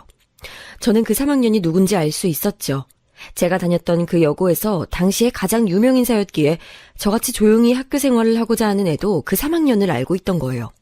한마디로 표현해서 그녀는 일진 중의 일진이었습니다. 이 언니를 이렇게 가까이에서 본 건 처음이네. 자기한테 거슬린다는 사소한 이유로 후배를 이렇게 겁주다니. 내 입장에선 고맙네. 내가 운이 좋다. 저는 얼떨결에 그 유명인사의 등장 덕분에 걔의 마수에서 영영 벗어날 수 있게 됐어요. 하마터면 학교 생활을 완전히 망칠 뻔했지만 구사일생 했던 것이죠. 괴롭힘 당할 걱정 없이 대학 입학을 준비한 저는 평범하기 짝이 없는 저라는 인물을 반영하듯 아주 무난한 결과를 내서 서울의 중위권 정도에 속하는 4년제 대학에 들어갔죠. 제가 여기까지 오는 동안 친정 부모님께서는 짧다면 짧고 길다면 길었던 재충전의 기간을 마치신 후에 새로이 일을 시작하셨습니다. 지인분들의 조언과 도움을 받아서 친정 부모님께서는 식당을 차리셨습니다. 그때가 오빠는 아직 군 복역 중이었으며 언니는 이제 막 취업해서 직장에서는 신입사원이었거든요. 둘 다 도저히 부모님의 준비를 거들며 도와줄 상황이 아니었는데 부모님과 같이 사는 제가 고3으로 마침 올라가는 때였던 것이죠. 저는 설마 이제 고3 수험생이 된 저한테 식당 개업 작업을 도와달라고 부모님께서 그러시진 않을 거라고 생각했었네요. 제가 학교에서 당하고 겪었던 여러 가지 일들 부모님께서는 전혀 모르셨어요. 집에서 걱정할까봐 제가 말씀을 전혀 안 드린 것도 있는데 그 이전에 저한테 학교에서 무슨 일이 있었는지 이런 것들을 전혀 안 물어보셨거든요. 서울에서 어디 땅끝 마을이나 전라도를 간 것도 아니고 경기도로 이사를 간 거면 적응에 문제가 없어야 맞다고 부모님께서는 생각을 하고 계셨고 오빠나 언니가 워낙 씩씩한 성격이니까 저 또한 그래야 한다고 보셨어요. 그러는 두 분도 정작 서울에서 여러 힘든 일이 겹치는 바람에 도망치듯 경기도로 이사를 하신 거면서 왜 저한테만 그런 잣대를 들이미셨는지 모르겠어요. 친정엄마께선 저를 앉혀놓고 서운하시다는 듯 말씀하셨죠. 당연히 제가 먼저 두 분을 도와드리겠다고 말을 꺼내는 게 맞았는데 그러질 않는 게 씁쓸하다 하셨고 제 도움을 요청하셨어요. 고3이라 정신없는 건 알겠는데 주말엔 어차피 학교 안 가니까 네가 우리한테 일손 보태주면서 그렇게 지내주면 되지 않겠니? 아이, 주말에도 하루 종일 우리한테 묶여있으라는 거 아니잖아. 저녁부터 공부하면 되지. 아, 엄마 무슨 소리를 하시는 거예요? 아, 왜 하필이면 저 고3 됐을 때 식당을 차리시겠다고 하는 건데요? 아, 정말 배려도 없고 제 입장은 전혀 생각 안 하시잖아요. 인생에서 한 번뿐인 고3 수험생활인데 아, 다른 집들은 부모님들이 자식 공부에 방해될까봐 집에서도 조용히 지낸다고 그러던데 아, 왜 우리 집은 고3한테 공부하지 말라면서 이렇게 고사를 지내는 거예요? 얘가 또 철없는 소리만 늘어놓네. 넌 도대체가 언제나 처리될 생각이야? 수험생활이 왜 인생에 한 번뿐이야? 그럼 재수 삼수하는 사람들은 수능 공부하는 게 아니란 거야? 지금 나보고 대입 미끄러져서 재수 삼수하라고 그러는 거예요? 왜 말을 그렇게 받아들여? 네가 대학 가도 그거 온전히 네 힘으로만 가니? 너 벌어둔 돈이라도 있어? 그거 다 부모 돈으로 대학 가는 거면서 자식이 돼가지고 부모 일에 이렇게나 관심을 안 두고 일손 안 거두려고 하는 거 그게 바로 불효야. 다른 게 불효가 아니야. 너 잘 생각해. 나중에 돼서 그때 부모님께 잘할 걸 이렇게 후회하지 말고. 그 나이에 저는 친정엄마의 그런 말씀들이 너무 벅차게 다가왔어요. 마지못해 일손을 보태드렸어요. 초반에는 장사가 잘 안 됐었어요. 규모가 크지 않아서 만석은 어렵지 않을 거라고 다들 자신했었으나 그것은 오만이었던 거예요. 장사란 게 녹록지 않은 것들이거든요. 차라리 그때 부모님과 싸우는 한이 있더라도 수험 공부에 더 집중을 해볼 것을, 그랬다면 후회가 남지 않았을 텐데 라는 생각을 저는 두고두고 했답니다. 너무나도 무난한 결과를 냈기 때문에 괜히 아쉬웠던 것 같아요. 이런 저를 부모님께서는 이해하지 못하셨고 이미 끝난 걸 가지고 자꾸만 곱씹는 나약한 버릇은 어디서 배웠는지 모르겠다며 고개를 저으셨어요. 부모 자식 간의 관계는 정말로 복잡하고 오묘한 것 같아요. 부모님은 늘 저를 사랑해 주셨으며 저 또한 부모님을 공경해왔건만 알게 모르게 애증 같은 것이 자꾸만 자리 잡더군요. 저에게 가장 많은 상처를 줬던 존재가 부모님이라는 것이 정말 희한하다고 생각해요. 특히 저는 딸이라서 그런지 엄마와의 관계가 애증 그 자체였네요. 이런 게 좀 힘들었고 혼자 독립해서 잘 해내고 싶다는 생각이 강해져서 대학 진학한 후로는 조용히 혼자 이 악물고 지냈어요. 친정 부모님의 식당은 해를 거듭할수록 그래도 안정의 궤도에 오르기 시작했고요. 저는 대학 졸업 과정에도 취업 준비 과정에도 친정 식구들의 도움이나 조언 없이 그 어떤 손길도 빌리지 않고 혼자 해냈었네요. 부모님과의 대화가 불편한 건 절대 아닌데 그렇다고 마음이 편하지도 않은 것, 그게 뭔지 혹시 여러분은 아시나요? 저는 그런 걸 20대 초중반 나이에 정말 많이 느꼈던 것 같아요. 제가 안고 있는 서러운 감정들이 부모님의 입장에서는 뭘 그런 걸 담아두고 그러니 정도로 치부된다는 걸 정확히 알고 난 이후부터는 더 그렇게 됐어요. 한 가족임에도 저희는 이렇게 달랐어요. 그러니 생판 남과 만나서 가족이 된다는 건 아주 많이 어려운 일이 될 거라고 저는 여겼었는데요. 큰 의미가 되지 못했던 2번의 연애 이후 저에게 찾아온 인연이 있었어요. 인상은 호탕하고 쾌활하게 생겼는데 너무 신기하고 놀라웠던 게 말하는 거나 행동하는 걸 보면 되게 소심하고 매사에 조심스러웠다는 점이에요. 저보다 고작 1살 많았지만 신중하고 절대 경거망동하지 않는 면모만 보자면 저에 비해 아주 많이 노숙하다는 느낌이 있었던 그 남자였죠. 저는 저에게 오롯이 관심과 애정을 쏟아주지 않는 부모님께 사실은 불만이 많았다는 것을 이 남자를 통해 알게 됐고요. 왜냐면 제 결핍이 채워지는 듯한 기분이 들었기 때문입니다. 만남을 이어가던 저는 어느 날에 청혼을 받았고 어렵지 않은 고민 끝에 승낙을 했어요. 이런저런 일들이 중간에 또 있긴 했지만 결국은 결혼까지 꼴이 나게 된 인연이었죠. 저는 남편에게 무척 마음에 드는 부분이 있었고 결혼을 확정지을 만한 어떤 계기가 있었어요. 우선 마음에 들었던 부분은요, 남편이 제가 하는 말에 반응을 잘해준다는 점이 최고였어요. 와, 정말? 그 일을 두고 그렇게 생각하고 있었어? 아이, 난 그런 줄 상상도 못하고 있었네. 나한테 이렇게 말해줘서 고마워. 덕분에 네 생각을 알 수 있었어. 나는 네가 하는 이야기는 다 진솔한 것 같아서 듣고 있으면 너무 좋더라. 저한테 이렇게 반응해주는 이야기 상대를 만난 게 처음이었거든요. 남편은 항상 제 말을 끝에 끝까지 들어줬어요. 그래서 조건이고 뭐고 다 치우고 그냥 이 남자랑 나는 결혼해도 되겠다 이런 생각이 들었던 거예요. 남편의 조건이 결혼 상대로 냉정하게 보자면 훌륭한 건 아니었죠.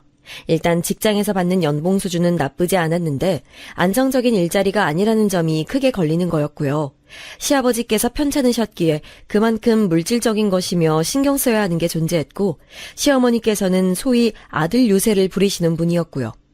시누이는 자기 가족들과 사이가 나쁜 편인데다가 그 본인의 성격도 나쁘다고 남편한테 귀띔을 받았던지라 덜컥 겁부터 났고, 시동생은 자기 앞가림 하나 못하는 집안의 골칫덩이였어요. 시댁 집안의 재산이 빵빵한 것도 전혀 아니었고요. 이런 판국이니 결혼하면서 여유를 꿈꾸는 건 힘든 조건이었죠. 그럼에도 저는 남편이 저랑 잘 맞아서 이걸 아주 높게 평가했죠. 저는 그런 부분에 늘 목이 말랐던 사람이니까요. 제 안의 결핍과 남편의 성격이 마침 맞물렸던 것이죠. 그런데 제가 시댁 식구들 중에서 한 사람 때문에 결혼 전부터 무척이나 놀랐던 경험이 있습니다. 그건 바로 시누이였는데요. 제가 결혼을 확정짓는 계기가 됐어요. 연애하는 동안 시누이를 제가 볼 일이 없었어요. 남편하고 진지한 관계로 더욱 진전이 있고 나서는 시누이의 얼굴을 사진을 통해서 한번 봤었는데 별 생각 안 들었고요. 그랬다가 결혼 약속하고 나서야 시누이를 어쩌다가 실제로 만나게 됐는데, 어라? 묘하게 낯이 익은 거예요. 참 이상한 일이었어요.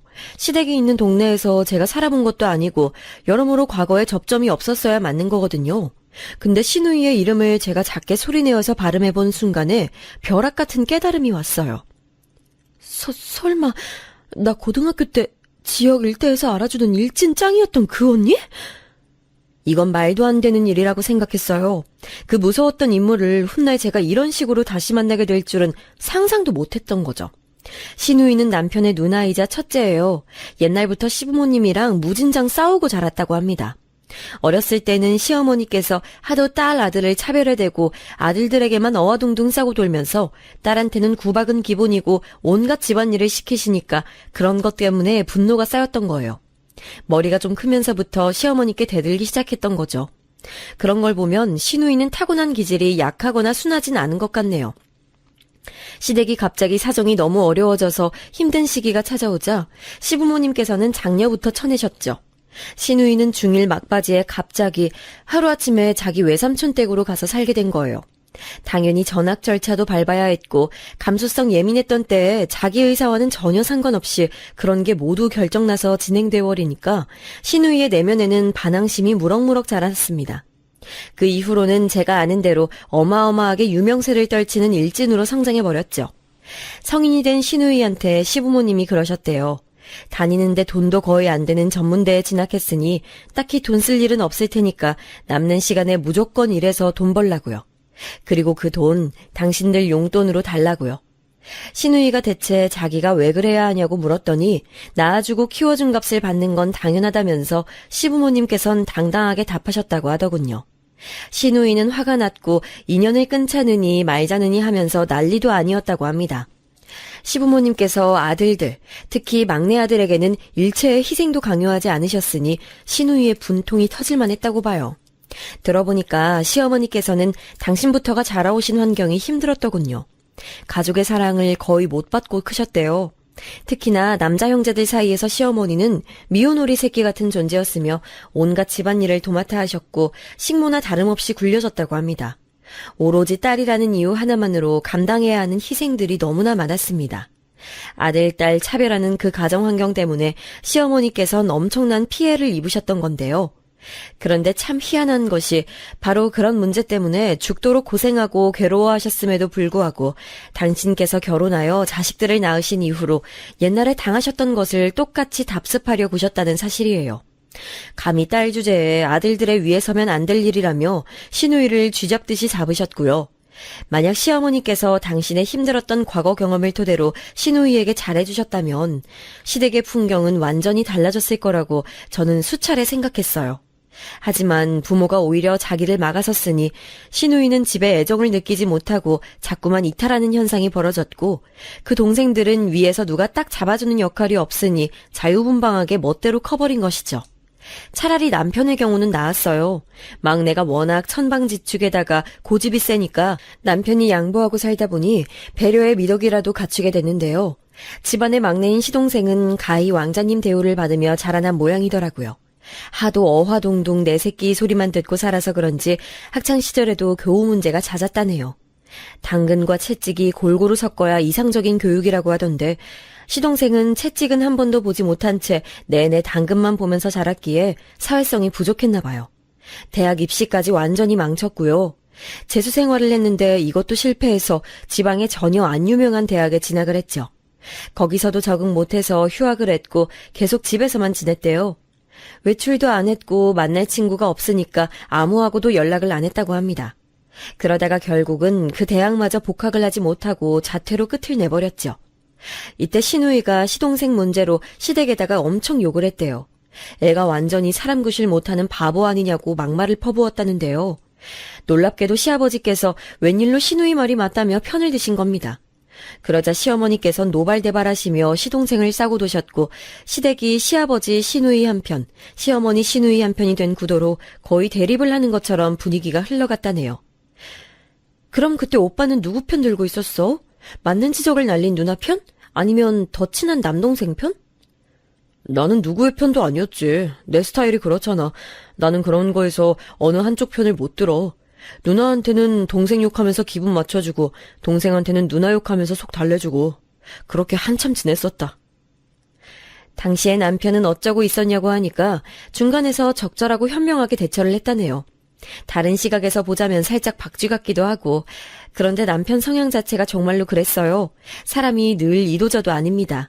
처음엔 이런 남편의 면모가 분란조장하는 걸 싫어하는 사람 같아서 너무 좋게 느껴졌었는데 바로 이런 점 때문에 복장 터지게 될 줄이야 누가 알았겠나요. 아무튼 시동생은 군대도 등 떠밀려서 간신히 갔다네요. 군대 갔다 와서도 딱히 하는 일이라고는 없이 집에만 계속 있다가 편의점 아르바이트를 전전하는 일상이었죠. 시동생의 존재가 너무 걸리긴 했는데 그보다는 시누이의 존재감이 엄청났기 때문에 저는 이런 식으로 연결되는 인연이라면 운명이다라는 생각이 들어서 남편하고 꼭 결혼을 해야겠다 결심을 하고 말았었네요. 옛날 그 당시에 시누이가 의도해서 저를 도와준 건 아니었지만 어쨌든 저는 그 덕에 무탈한 고등학교 생활을 마무리할 수 있었으니까요. 제 시누이로 만나게 된 것은 운명일 테니 남편이 제 결혼 상대가 확실하다 여겼던 것이죠. 시누이한테 저를 기억하냐고 물어봤었는데 전혀 아예 기억이 없다고 솔직하게 대답을 하더군요. 학교에 너 같은 찐따가 어디 한둘이었니? 내가 어떻게 다 일일이 기억을 하겠어. 하긴 그렇네요. 만약 저를 기억하신다면 그게 신기한 일이어야 맞는 거네요. 야, 그보다 너 진짜 이 결혼 하게? 날짜까지 다 잡은 마당이고 어제 청첩장 나왔는데 이런 말 하려니까 나도 좀 양심에 찔리긴 하는데 난 개인적으로 이 결혼 말리고 싶다. 네? 그렇게 생각하고 계실 줄 몰랐어요. 혹시 이유를 여쭤봐도 될까요? 어떤 이유를 말씀하시든 제가 결혼을 엎을 생각이 없긴 하지만요. 이유를 묻다니. 넌 지피는 것도 없나 봐? 우리 엄마 말이야. 네 시어머니. 하도 거지 같은 집구석에서 자식 대접 못 받고 자라셔서 그런지 머리가 살짝 이상하셔? 아들만 귀중하게 보는 집에서 태어나서 본인도 아들만 귀중하게 대하시는 건가 봐. 내가 어렸을 때 거의 종년 취급받고 살았던 거 혹시 알고 있으려나? 너랑 결혼할 내 동생이 그런 얘기는 안 해주든? 하여간에 네가 얼마나 잘하든 말든 결국 넌 우리 엄마한테서 아들 빼앗아간 년인 거야. 나쁜 년이고 빌어먹을 년이지. 귀한 아들 빼앗아갔으면 그만한 값을 내야 하고 감당을 해야 한다고 생각하면서 속으로 너 벼르고 있을걸? 저도 왠지 모르게 그런 느낌을 받기는 해서 어느 정도 각오를 하고 있어요. 저도 마냥 당하고 살 사람은 못 돼서요. 현명한 처신하도록 앞으로 노력하면서 살 거예요. 노력? 야, 그건 상식이 통하고 개념 박힌 사람들끼리나 통하는 단어야. 애초에 사고방식 자체가 너랑 근본부터 다른 상대가 있는데 그걸 어떻게 노력으로 극복하겠다고 하는 거야. 너도 참. 하긴 내가 무슨 조언을 더 줄 수 있겠니? 힘껏 잘 살아봐. 난 너한테 시누이 짓 할 생각 없으니까. 지금 생각해보면 시누이는 제가 옛날에 학교 다닐 때 자기 도움받아서 고마웠고 그걸로 인해 더욱 결혼을 결심하게 됐다는 말을 내심 속에 담아놨었던 것 같아요. 그랬기 때문에 괜히 저한테 미안하기도 하고 자기 때문에 제가 결혼을 하게 되었나 싶어서 솔직한 자기 감상을 얘기해줬던 거였겠죠. 아휴, 왜 모든 것은 지나간 다음에야 알게 되는 걸까요?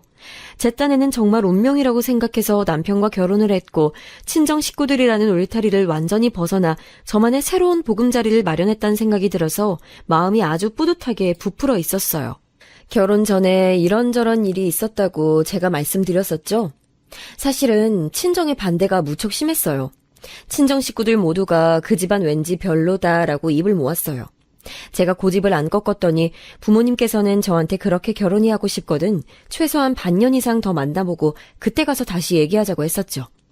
그런데 그때는 그런 말이 제 마음에 안 와닿았어요. 게다가 그것도 모자라서 저는 시어머니로부터 이런 소리도 들었었죠. 내가 살다 우리 귀한 장남아들을 모양새 떨어지게끔 시골 깡촌 집안에다가 장가를 보낼 줄 몰랐네. 아유, 오래 살고 볼 일이네 아주. 아유, 속상해라. 저렇게 강경히 결혼을 하겠다고 나오니 더 막아설 자신은 없고 덜 떨어지는 시골 출신 며느리를 들여야 한다니 아구고 아유 모양새 빠져라. 저 들으랍시고 일부러 혼잣말을 크게 하시면서 한숨을 내쉬셨던 시어머니셨건만 저는 오히려 눈치만 살피면서 잘못이 있는 사람 마냥 굴었네요. 말씀을 저렇게 하셨으나 결국엔 결혼 다 허락해 주시고 저를 받아주셨다는 것에 더 초점을 맞추며 감사한 마음까지 가졌었고요. 지금 생각하면 쓴웃음만 나오네요.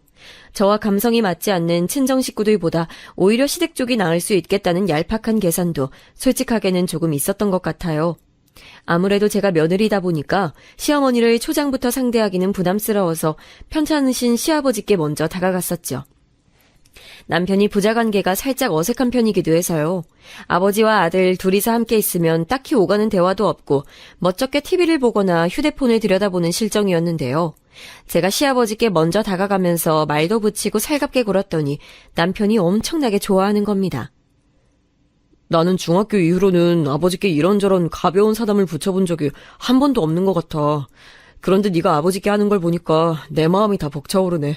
너무 보기 좋다. 이래서 남자들이 결혼을 하는구나 싶어. 남편이 기뻐하는데 그 모습을 보고 제가 어떻게 싫어했겠나요.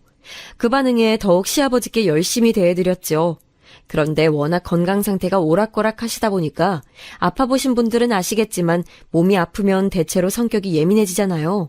그래서 시아버지께서도 감정의 기복이 크셨고 함께 시간을 보내드리는 게 정말 쉽지 않았어요. 너무 어려웠죠. 겪을수록 더 그렇게 되더라고요. 그리고 시아버지께서 어쩜 그렇게 시어머니 욕을 하시던지 속이 뒤틀린 그 여편네랑 결혼만 안 했어도 이 지경으로는 안 살았을 거라는 등의 말씀을 계속 입에 달고 사셨어요. 저한테 자꾸 공감을 요구하셨고요. 얼마나 제 입장에선 불편했는지 몰라요. 거기다 대고 제가 맞다 아니다 할 수 있겠나요. 그런 순간에는 그냥 조용히 있었죠. 하지만 시어머니께서는 불만을 점차 품으시더군요. 너, 네 시애비랑 둘이서 내 욕하고 있지? 나보고 성질 더럽고 일찍 노망단 할망구라며 내 흉보고 있잖아. 틀어놔봐, 맞지? 너 내 욕 몇 번이나 했니? 아니에요, 어머님. 절대 그런 적 없어요. 제가 어떻게 어머님 욕을 할 수 있다고 그러세요. 딱 잡았다는 게 너무 깔끔하니까 되려 더 의심스럽네. 네 시애비랑 신나서 시시덕거리고 내 흉보는 거 내가 다 알고 있어. 나 아주 정신 멀쩡하니까 너무 그렇게 기고만장하지 않는 게 좋을 거야. 아예 당신의 안에서 저를 뒷담화나 해대는 며느리로 확정을 지어놓으셨더군요. 억울했고 황당했어요. 그리고 후회도 했죠. 제가 너무 안일하게 시아버지께만 살갑게 대하며 시간을 함께 보내왔다는 생각이 들면서 그러지 말걸, 정도를 알걸 싶더라고요. 조심스레 시아버지와 슬슬 거리를 두면서 저는 의문 혹은 불만 같은 걸 하나 품게 됐어요. 저는 편찮으신 시아버지를 위해 열심히도 노력을 했건만 남편은 제 친정 부모님께 안부 연락 한 번을 먼저 하는 법이 없었으니까요. 제가 시어머니로부터 억울한 오해를 받아서 몇 날 며칠 끙끙 앓았을 때 남편은 제 고민을 성의껏 들어줬어요. 연애 시절부터 늘 그래왔듯이요. 하지만 해답을 주지도 않았고 제 편을 들어주지도 않았죠. 우리 엄마 입장에서 보면 네가 의심스럽고 못 믿었고 충분히 그러실 수 있어. 그러니까 네가 며느리인 만큼 시어머니를 이해하고 존중해줘. 기껏 한다는 말이 저거였어요. 그때 처음 생각이 든 부분인데요.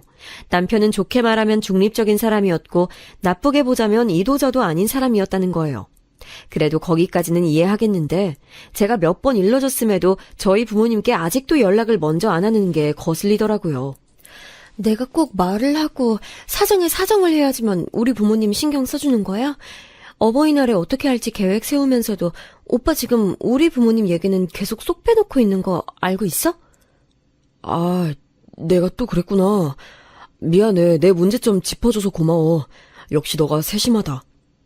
알면 다행이고 우리 양가 부모님 네 분께 똑같은 선물을 그냥 맞춰드리는 건 어때? 뭐 괜찮은 생각인데 그 이전에 장인어른 장모님께 우리 부모님하고 똑같은 걸 드리는 건 합리적이지 못한 것 같아.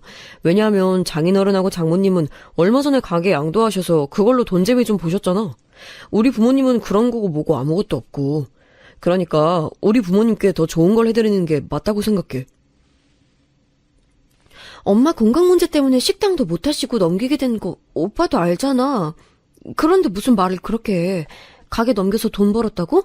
달리 보자면 정기적인 수입원이 끊기고 목돈이 한꺼번에 생긴 것뿐이야. 어쨌거나 그동안은 장사하시면서 꽤 버셨잖아. 그러면 됐지. 무엇보다 두 분은 막내딸 결혼 생활에 큰 관심이 없어 보이시는데 너도 네 부모님보다는 우리 부모님 문제에 관심이 많고 그게 가장 중요한 거 아닐까? 남편이 그렇게 말한 순간에 제 얼굴이 화끈거렸음은 부정할 수가 없는 사실이에요. 제가 친정 식구들과 성향이 안 맞아서 소외감 느끼고 외로웠던 순간들이 많았다는 것, 서러웠던 걸 속에 쌓아두고 있다는 것을 남편은 저에게 다 들어서 잘 알고 있는 사람이었어요. 그걸 알고 있다는 무기로 그렇게 행동할 줄은 몰랐어요. 악의는 없다는 듯이 표정이 아주 태연했고요. 저는 갑자기 제가 친부모를 등한시하는 불효자가 된 것 같은 기분이 들어서 무척 민망했습니다. 남편에게는 이래나 저래나 저는 제 부모님이 세상에서 가장 중요하기 때문에 무조건 챙겨야 된다면서 급히 둘러댔지만 속은 엉망진창으로 말이 아니었네요. 그리고 바로 얼마 후 남편이 퇴사를 했는데요. 원래부터 안정적인 것과는 먼 일자리였기에 흔쾌히 저도 그러라고 해줬어요. 남편은 친한 대학 선배 형의 강력한 제안을 통해서 바로 사업을 차렸죠. 거창한 건 아니었고 사무실 하나 두고 시작한 일이었어요. 하지만 포부는 무척 컸기에 남편의 열의가 엄청났고요. 멋쟁이 사업가 남편은 아무나 될 수 있는 줄 아니? 넌 전생에 무슨 복을 그리도 지었길래 우리 아들 같은 남자를 홀랑 낚아서 결혼했는지. 내가 같은 여자로서 네가 부럽지 않을 수가 없구나. 그때 시어머니께서 저를 향해 던지신 말씀에 내심 충격받았었네요. 같은 여자로서 제가 부럽다니요. 그게 시어머니가 며느리한테 하실 만한 발언이었나 싶어서 지금도 가끔 곱씹고 있을 지경이에요. 결혼 전에 시누이가 저한테 경고했던 대로 됐어요. 정말로 그렇게 되더라고요. 사업의 내용이 어떻든 그게 잘 되든 말든 시어머니께서는 당신의 멋진 아들을 제가 감히 채갔으니까 그에 상응하는 대가를 제가 내놓아야 한다고 주장하셨습니다. 내가 딱히 말을 하지 않아도 네가 알아서 착착 나한테 뭘 해줘야 하는 거 아니야? 넌 참 사람의 입장을 난감하게 만드는구나. 내 입에서 제발 며느리 잘 들였다는 소리 좀 나오도록 네가 제대로 해보란 말이야. 도대체 뭘 어떻게 무슨 노력을 더 해야 하는 것이었는지 당시에 저는 알 길이 없었어요. 그나마 직장 다닐 때는 어쨌든 일 다니는 사람이니까 핑계거리가 있어서 좀 나았는데요. 퇴사를 하면서부터는 그런 게 사라졌죠. 전 원래 대기업에서 계약직으로 근무하고 있었는데 사막에서 바늘 찾기 수준이라는 정규직 전환에 제가 실패했어요. 신락 같은 기대를 가졌었건만 역시나 쉽지 않더군요. 바로 이직으로 연결을 생각했었는데 어쩌다 보니 타이밍이 맞지 않아서 퇴사를 한 뒤 잠시 휴식기를 갖게 됐는데요. 이런 저를 시어머니께서는 가만히 두고 보지 않으셨어요. 이때 아니면 언제 배우겠냐고 하시면서 저에게 갑자기 요리를 가르쳐 주시겠다고 하더군요. 제가 조심스레 그런 거 필요 없다고 말씀드렸다가 눈앞에서 별을 보고 말았어요. 시어머니께서 순식간에 제 머리에 꿀밤을 먹이신 거였죠. 맞은 게 너무 황당해서 아픈 머리 부여잡고 멍하니 있었던 것 같아요. 어머님, 갑자기 이렇게 사람 머리를 때리시면 어떡해요? 어떡하긴 뭘 어떡하니? 잠깐 아프고 마는 거지. 너는 나한테 쥐뿔 해준 것도 없고 우리 귀한 아들 빼앗아갔지만 나는 원수마저 은혜로 갚는 보살이라서 말이다. 너에게 좋은 것 좀 알려주려고 하는 건데 실탄이 필요 없다니 그딴 말은 왜 짓거려? 그게 아니라 요즘은 워낙 매체에서 많은 정보를 다루고 있잖아요. 원하는 요리법은 언제든지 제가 찾아볼 수 있어서 그래요. 찾아봐? 속 편한 소리하고 앉았다. 이런 걸 직접 눈으로 보고 손으로 움직여서 전수받아둬야 우리 아들한테 직접 맛있는 음식도 네가 차려내고 그럴 거 아니야. TV 보고 휴대폰 보고 요리법을 배우겠다고? 그런 것들에는 나 박 여사의 최고 요리 비법은 나와 있지도 않어. 우리 아들은 내가 해준 걸 최고로 잘 먹으니까 잔말 말고 너 이렇게 집에서 판판히 놀고 있을 때 나한테 음식이나 배워. 판판이 노는 거 절대 아니었는데 억울했지만 일단은 꾹 참았네요. 시어머니의 기세에 눌려서 제가 그날은 부엌에서 시달렸고요. 남편한테 다 말했더니 엄청 난감하다는 표정으로 저한테 되려 이렇게 물었어요. 그래서 내가 어떻게 해야 할까? 내가 뭘 하길 바라고 지금 나한테 얘기하는 거야? 나는 어떻게 해야 할지도 모르겠고. 아무튼 난 가만히 있을래. 눈치로 보건대 자기 모친과 척을 지기 싫은 모양이었어요. 자기 아내 편 한번 시원하게 들어줄 줄 모르는 남자였답니다. 분란 안 만들고 사람 얘기 잘 들어주고 이런 성격이 어마어마한 단점을 지니고 있을 줄 누가 알았겠나요? 적어도 저는 몰랐어요. 결혼 전에 남편의 유한 성격이 양면의 날을 지니고 있을 줄 알았다면 반대를 무릅쓰고도 결혼하진 않았을 것 같네요. 치사하게 뒤로 빠지겠다던 남편은 그러더니 은근하게 자기가 엄마 음식을 잘 먹기는 한다면서 덧붙이더군요. 일단 쓰린 마음을 붙잡고 시어머니께 요리를 배웠어요. 그랬다가 또 후회했죠. 제 등짝 후려치시면서 설명하시고 행주 제 얼굴에 집어 던지시고 냄비 사이즈 잘못 꺼낸 게 너무 화가 나신다면서 가스레인지 위에 올라가 있던 냄비를 갑자기 싱크대에 처박으셔서 제 심장 떨어지는 줄 알았고요. 시동생은 저한테 간식 내달라 그러고 요리 배운 거 있으면 해보라면서 밥상 차려보라 하더군요. 못된 마음으로 그러는 게 아니라 배워먹은 게 없어서 그렇게 행동하는 거였어요. 시어머니께서는 그런 시동생을 애끓는 표정으로 쳐다보시던데 그걸 보고 제가 약간 소름이 돋았습니다. 속 타는 나날이 몇 주 더 지나간 후 점입가경으로 남편의 사업이 망했어요. 시작부터 잘못 끼워진 단추였어요. 투자금부터 사기당한 거였고 사무실 계약 역시 잘못된 거였거든요. 난리도 아니었습니다. 그거 다 수습하느라 수중에 있던 현금을 싹 다 날려먹었어요. 정말 피가 마르는 기분이란 게 뭔지 그때 깨달았네요. 그 와중에도 시어머니께서는 남편만 불쌍해하셨고 남편의 편만 드셨으며 뒷수습하느라 진땀을 뺀 저한테는 비싼 남편 맞이한 값을 내는 거라고 생각해라며 근엄하게 훈계하셨네요. 그 말 듣고서도 남편은 아무 소리 안 했고요. 너무 열받아서 남편한테 미친 듯이 따졌었는데 미안하단 소리는 참 잘하는 사람이었기에 다 자기 잘못이라며 고개를 떨궈서 전의를 상실하게 만들었어요. 상황이 여기까지 치닫자 친정에서도 당연히 일련의 사태를 다 알게 됐죠. 오빠랑 언니는 똑같은 반응을 보였어요. 그 결혼 할 때부터 이렇게 될 줄 알아봤다면서 저의 어리석음을 비웃었죠. 역시 친정 식구들이란 이렇게 나오는구나 싶어서 씁쓸해하고 있을 때였어요. 친정엄마가 저에게 신용카드를 내어주신 거예요. 내가 나이를 먹어서 그런가 이상하게 요즘 들어서 너 어렸을 때 못해준 것들이 자꾸만 생각나고 그러네. 예쁜 막내딸 두고서 뭐 그리 밖에 신경 쓸 일이 많다고 무심하게 굴었었는지. 네 아빠랑 상의해서 이거 주는 거야. 걱정 말고 부담 말고 요긴하게 쓰면 돼. 앞에서는 감사하단 인사만 했지만 그날 저녁에 집에서 많이 울었어요. 저를 보시는 엄마의 눈빛이 애틋한 기운으로 떨리고 있던 것이 계속해서 제 머릿속에 떠올랐거든요. 제가 우니까 남편은 왜 그러냐고 깜짝 놀라서 묻고 친정엄마랑 했던 대화 알려주면서 신용카드도 보여줬죠. 남편은 자기가 사위로서 면목이 없다고 침울해했어요. 그래서 제가 내일 날 밝으면 저희 부모님께 연락 한 통씩 드리라고 남편한테 그랬어요. 근데 알겠다고 해놓고선 다음날 밤에 물어보니까 연락 안 했더라고요. 왜 안 했냐고 하니까 차마 드릴 말씀이 없어서 연락을 못 했대요. 그게 말이 되나요? 웃긴 건 자기 모친한텐 잘도 연락했더라고요. 이걸 어떻게 알았는가 하면 시어머니께서 친정엄마가 주신 그 카드를 훔쳐갔기 때문입니다. 남편을 통해서 카드의 존재를 들으신 거죠. 남편의 사업이 그 지경으로 엎어진 바람에 솔직히 형편이 너무 빠듯해졌지만 저는 그 카드를 쓸 엄두가 안 나고 속으로만 앓으며 참고 있었어요. 그랬다가 어느 날 도저히 안 되겠어서 그 카드를 한번 쓸 요량으로 찾았는데 원래 있던 자리에 없는 거예요. 저랑 남편 둘만 사는 아담한 집에서 그게 어디 갔겠나요? 당연히 남편한테 행방을 물어봤죠. 그랬더니 남편이 그럴 리가 없다면서 대수롭지 않게 대답하다가 갑자기 흠칫하면서 아 잠깐만 설마 엄마가 쓰시고 안 갖다 두셨나? 이런 혼잣말을 자기도 모르게 중얼거린 겁니다. 그 순간 제 머리가 차갑게 식었죠. 당장에 시댁으로 쳐들어갔어요. 시동생만 있더라고요.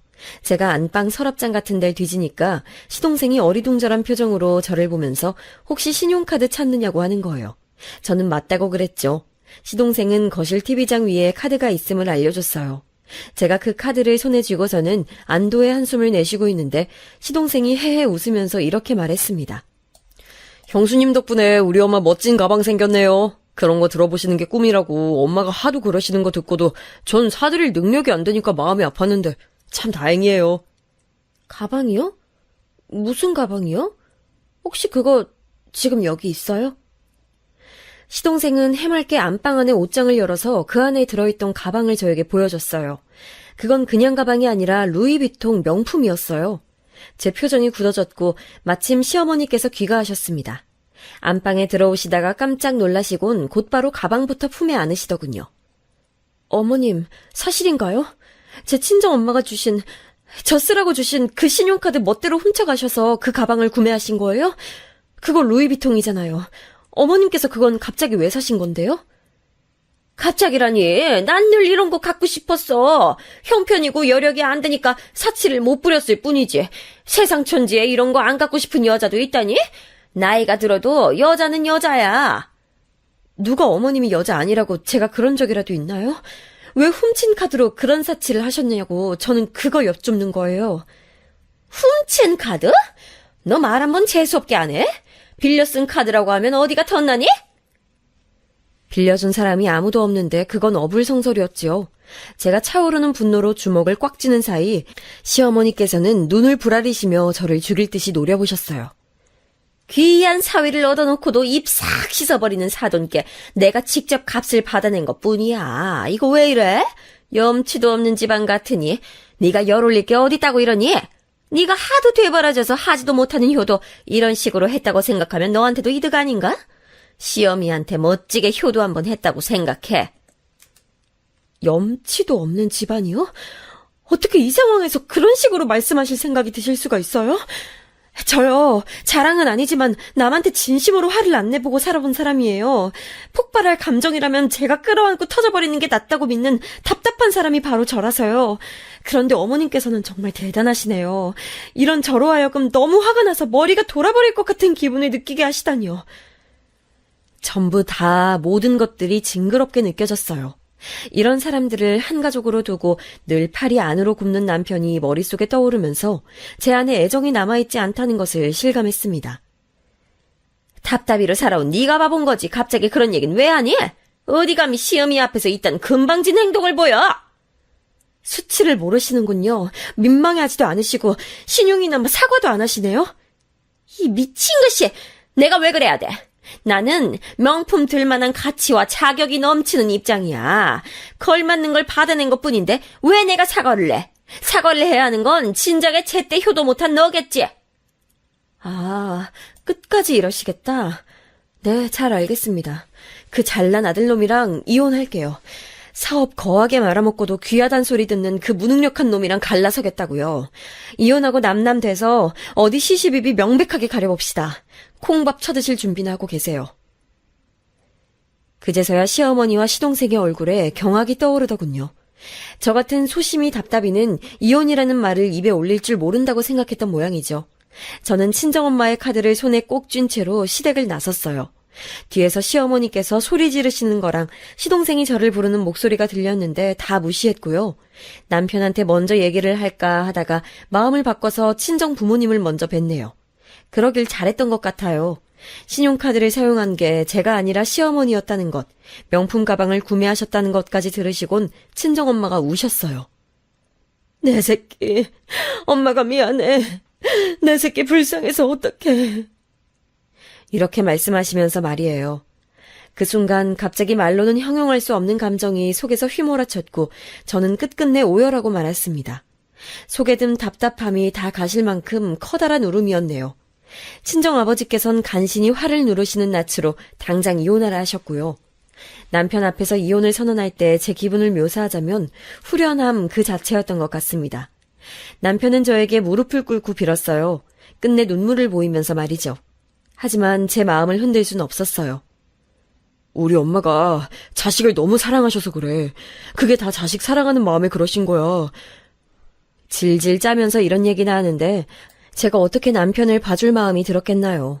이도저도 아닌 남편, 진정한 소심이 답답이는 제가 아니라 이 남자였던 것 같아요.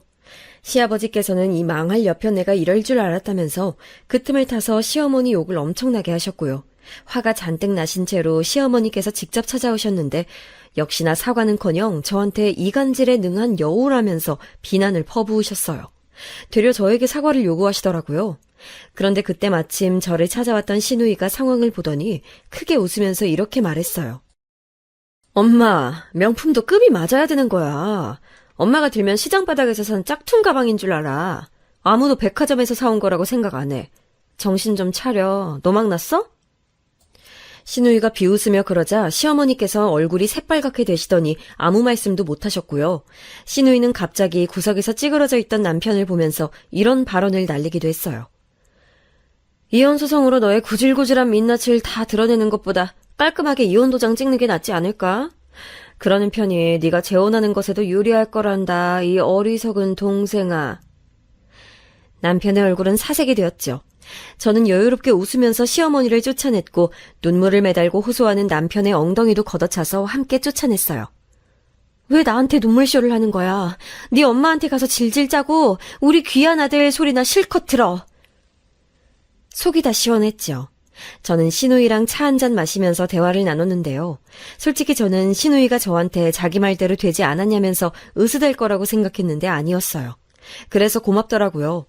얼마 후 이혼을 했고 완벽히 정리가 됐어요. 명품 가방은 금액으로 돌려받기도 했고요. 전 남편의 사업 실패 때문에 들어갔던 금액은 어찌저찌 해서 반절 수준을 돌려받았네요. 인생 공부했다 치니까 많이 아깝진 않았어요. 저는 이전과는 조금 다른 사람이 되었고 살짝 성숙해진 기분이 들고 있어요. 무엇보다 저희 부모님과 엄청 가까워졌어요. 부모님과 즐겁게 잘 지내다 보니까 자연스레 오빠 언니하고도 전보다 친밀해졌죠. 서로에게 야속하거나 서운했던 것들은 뒤로 한 채 친한 남매 사이가 됐답니다. 전 남편은 저랑 끝내고 금세 재혼을 하려다가 실패했어요. 꽃뱀한테 잘못 걸렸다네요. 전 시동생은 렌터카를 빌려서 운전하다가 그 차를 폐차시켰다네요. 정말 대단한 것 같아요. 그 일로 전 시어머니셨던 그분은 쓰러지셨대요. 저의 전 시누이였던 그분은 현재 저랑 가장 친한 언니가 됐어요. 자주 보진 않아도 간단한 연락은 거의 매일 하고 있는답니다. 앞으로 어떤 미래가 펼쳐질지는 모르겠으나 지나간 과거보다는 낫다고 믿을래요. 저에겐 든든한 가족이 함께하고 있으니 두려울 것도 없네요.